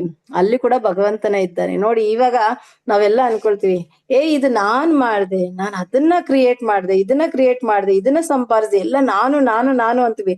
ಈಗ ನಿಮ್ಮ ಡೈಜೆಷನ್ ನೀವು ಮಾಡ್ಕೊಳಿಕ್ ಆಗತ್ತಾ? ನಮ್ಮ ಜೀರ್ಣವನ್ನ ನಾವು ಮಾಡ್ಕೊಳಿಕ್ ಆಗತ್ತಾ? ನಮ್ಮ ಹೃದಯದ ಬಡಿತವನ್ನ ನಾವು ಮಾಡ್ಕೊಳಕ್ ಆಗತ್ತಾ? ನಮ್ಮ ಉಸಿರಾಟವನ್ನ ನಾವು ಮಾಡ್ಕೊಳಿಕ್ ಆಗತ್ತಾ? ಹಾಗಾದ್ರೆ ನಾವು ಯಾರ ಮೇಲೆ ಡಿಪೆಂಡ್ ಆಗಿದೀವಿ ನೋಡಿ? ಒಂದು ಬೇಸಿಕ್ ಥಿಂಗ್, ನಾವು ಸಂಪೂರ್ಣವಾಗಿ ನಾನು ಅಂತಕ್ಕಂತ ಅಂದ್ರೆ ಭ್ರಮೆಯಲ್ಲಿ ಅಥವಾ ಫಾಲ್ಸ್ ಈಗೋನಲ್ಲಿ, ಮಿಥ್ಯ ಅಹಂಕಾರದಲ್ಲಿ ಇದ್ದೀವಿ. ಆದ್ರೆ ನಾವು ಸಂಪೂರ್ಣವಾಗಿ ಭಗವಂತನ ಮೇಲೆ ಈಗ ನಮ್ಮ ಬಾಡಿನಲ್ಲಿ ಬ್ಲಡ್ ಕೂಡ ಸರ್ಕ್ಯುಲೇಟ್ ಆಗ್ತಿದೆ ಮೇಲಿಂದ ಕೆಳಗಡೆವರೆಗೂ. ಯಾವ ಮೋಟರ್ ಹಾಕಿದೀವಿ ನಾವು ದೇಹದೊಳಗಡೆ? ಕರೆಕ್ಟಾ? ಇವಾಗ ನಮ್ಮ ಮನೆಯಲ್ಲಿ ಕೆಳಗಡೆ ಇರೋ ಟ್ಯಾಂಕ್ ಅಲ್ಲಿರೋ ನೀರನ್ನ ಮೇಲ್ಗಡೆ ಬಿಡ್ಬೇಕು ಅಂತಂದ್ರೆ ಮೋಟರ್ ಹಾಕ್ಬೇಕು. ಆದ್ರೆ ನಮ್ಮ ದೇಹದಲ್ಲಿ ಇರ್ತಕ್ಕಂಥ ರಕ್ತ ಹೃದಯದಿಂದ ಅಂತಂದ್ರೆ ಎಲ್ಲಾ ಇಡೀ ದೇಹವನ್ನ ಪಸರಿಸ್ತಾ ಇದೆ ಅಂತಂದ್ರೆ ಇದು ಎಲ್ಲ ಯಾರು ಮಾಡ್ತಿದ್ದಾರೆ? ಒಳಗಡೆ ಯಾರಿದ್ದಾರೆ ನಮ್ಗೆ? ಅಲ್ವಾ? ನೋಡಿ, ಇದೆಲ್ಲ ಸೂಕ್ಷ್ಮಾತಿ ಸೂಕ್ಷ್ಮಗಳು. ಇದನ್ನೆಲ್ಲ ಅರ್ಥ ಮಾಡ್ಕೊಂಡ್ಬಿಟ್ವಿ ಅಂದ್ರೆ ನಾವ್ ಏನೂ ಇಲ್ಲ ಅಂತ ಅಂದ್ರೆ ನಮ್ಮಲ್ಲಿ ಆ ಶರಣಾಗತಿಯ ಭಾವ ಬರುತ್ತೆ, ದಾಸತ್ವದ ಭಾವ ಬರುತ್ತೆ. ಹಾಗಾದ್ರೆ ನಾವ್ ಏನೂ ಇಲ್ಲ, ಎಲ್ಲ ಭಗವಂತನೇ ಅಲ್ವಾ? ಸೊ ಹಾಗಾಗಿ ಅವನಿಗೆ ಶರಣಾಗತಿ ಹೊಂದಬೇಕು ಅಂತಕ್ಕಂಥ ಅದಕ್ಕೆ ಹೇಳೋದು ಶ್ರವಣ, ಶಾಸ್ತ್ರದ ಜ್ಞಾನ ಇದನ್ನೆಲ್ಲ ಪಡ್ಕೊಂಡಾಗ ನಮ್ಮಲ್ಲಿ ಶರಣಾಗತಿ ಅನ್ನೋದು ಹೆಚ್ಚಾಗತ್ತೆ ಅನ್ನೋದು. ಸೊ ಇಲ್ಲಿ ಮತ್ತೆ ಭಗವದ್ಗೀತೆಯಲ್ಲಿ 15ನೇ ಅಧ್ಯಾಯದಲ್ಲಿ 14ನೇ ಶ್ಲೋಕದಲ್ಲಿ ಭಗವಂತ ಹೇಳ್ತಾನೆ, ಅಹಂ ವೈಶ್ವಾನರೋ ಭೂತ್ವ ಪ್ರಾಣಿನಾಂ ದೇಹಮಾಶ್ರಿತಃ ಪ್ರಾಣಿಪಾನ ಸಮಾಯುಕ್ತಃ ಪಚಂ ಮನ್ಯಂ ಚತುರ್ವಿಧಂ. ಅಂದ್ರೆ ಈಗ ಭಗವಂತ ಏನ್ ಹೇಳ್ತಿದ್ದಾನೆ ಅಂದ್ರೆ, ನಾನು ಎಲ್ಲಾ ಜೀವಾತ್ಮರಲ್ಲೂ ಕೂಡ, ಪ್ರತಿಯೊಂದು ಲಿವಿಂಗ್ ಎಂಟಿಟೀಸ್ ನಲ್ಲೂ ಕೂಡ ವೈಶ್ವಾನರ ಅಗ್ನಿಯಾಗಿ ನಾನು ಒಳಗಡೆ ಇದ್ದೀನಿ. ಎಲ್ಲಿದ್ದಾನೆ ಈ ವೈಶ್ವಾನರ ಅಗ್ನಿ ಅಂದ್ರೆ ನಮ್ಮ ಹೊಟ್ಟೆ ಒಳಗಡೆ ಇದ್ದಾನೆ. ವೈಶ್ವಾನರ ಅಗ್ನಿ ಕೂಡ ಬೇರೆ ಯಾರು ಅಲ್ಲ, ಸಾಕ್ಷಾತ್ ಭಗವಂತನೇ. ಸೊ ಈಗ ಅನ್ನದಲ್ಲಿ ಅನ್ನ ನಾಮಕ ಭಗವಾನ್ ಅಂತ ಹೇಳ್ದ. ಇವಾಗ ಅನ್ನನೂ ಅವನೇ ಆದ, ಒಳಗಡೆ ಇರ್ತಕ್ಕಂಥ ವೈಶ್ವಾನರ ಅಗ್ನಿಯೂ ಕೂಡ ಅವನೇ ಆದ್ರ. ಅಂದ್ರೆ ನಮ್ಮ ಜಠರದಲ್ಲಿ, ನಮ್ಮ ಸ್ಟಮಕ್ ಅಲ್ಲಿ ಇರ್ತಕ್ಕಂಥ ಒಂದು ಅಗ್ನಿ. ಸೊ ನಾವ್ ಈಗ ಮುಟ್ಕೊಂಡ್ರೆ ಹೊಟ್ಟೆ ಮೇಲೆ ಮುಟ್ಕೊಳ್ಳೋದು, ಇಲ್ಲಿ ಮುಟ್ಕೊಂಡ್ರೆ ಏನನ್ಸುತ್ತೆ, ಬಿಸಿ ಬಿಸಿ ಅನ್ಸುತ್ತಲ್ಲ. ಅಂದ್ರೆ ನಮ್ಮ ದೇಹದೊಳಗಡೆ ಆ ಬಿಸಿ ಅನ್ನೋದು ಯಾವುದು? ಈ ಅಗ್ನಿ, ಭಗವಂತನೇ ಕೊಡ್ತಕ್ಕಂಥ ಒಂದು ಅಗ್ನಿ. ಈಗ ಅದೇ ಸತ್ತೋಗಿರ್ತಕ್ಕಂಥ ವ್ಯಕ್ತಿ, ಅದೇ ಡೆಡ್ ಬಾಡಿನ ನಾವು ಈ ತರ ಏನಾದ್ರೂ ಮುಟ್ಟಿದಾಗ ಹೇಗಿರುತ್ತೆ? ಅವರ ಬಾಡಿ ಫುಲ್ ಕೋಲ್ಡ್ ಆಗ್ಬಿಟ್ಟಿರುತ್ತಲ್ಲ.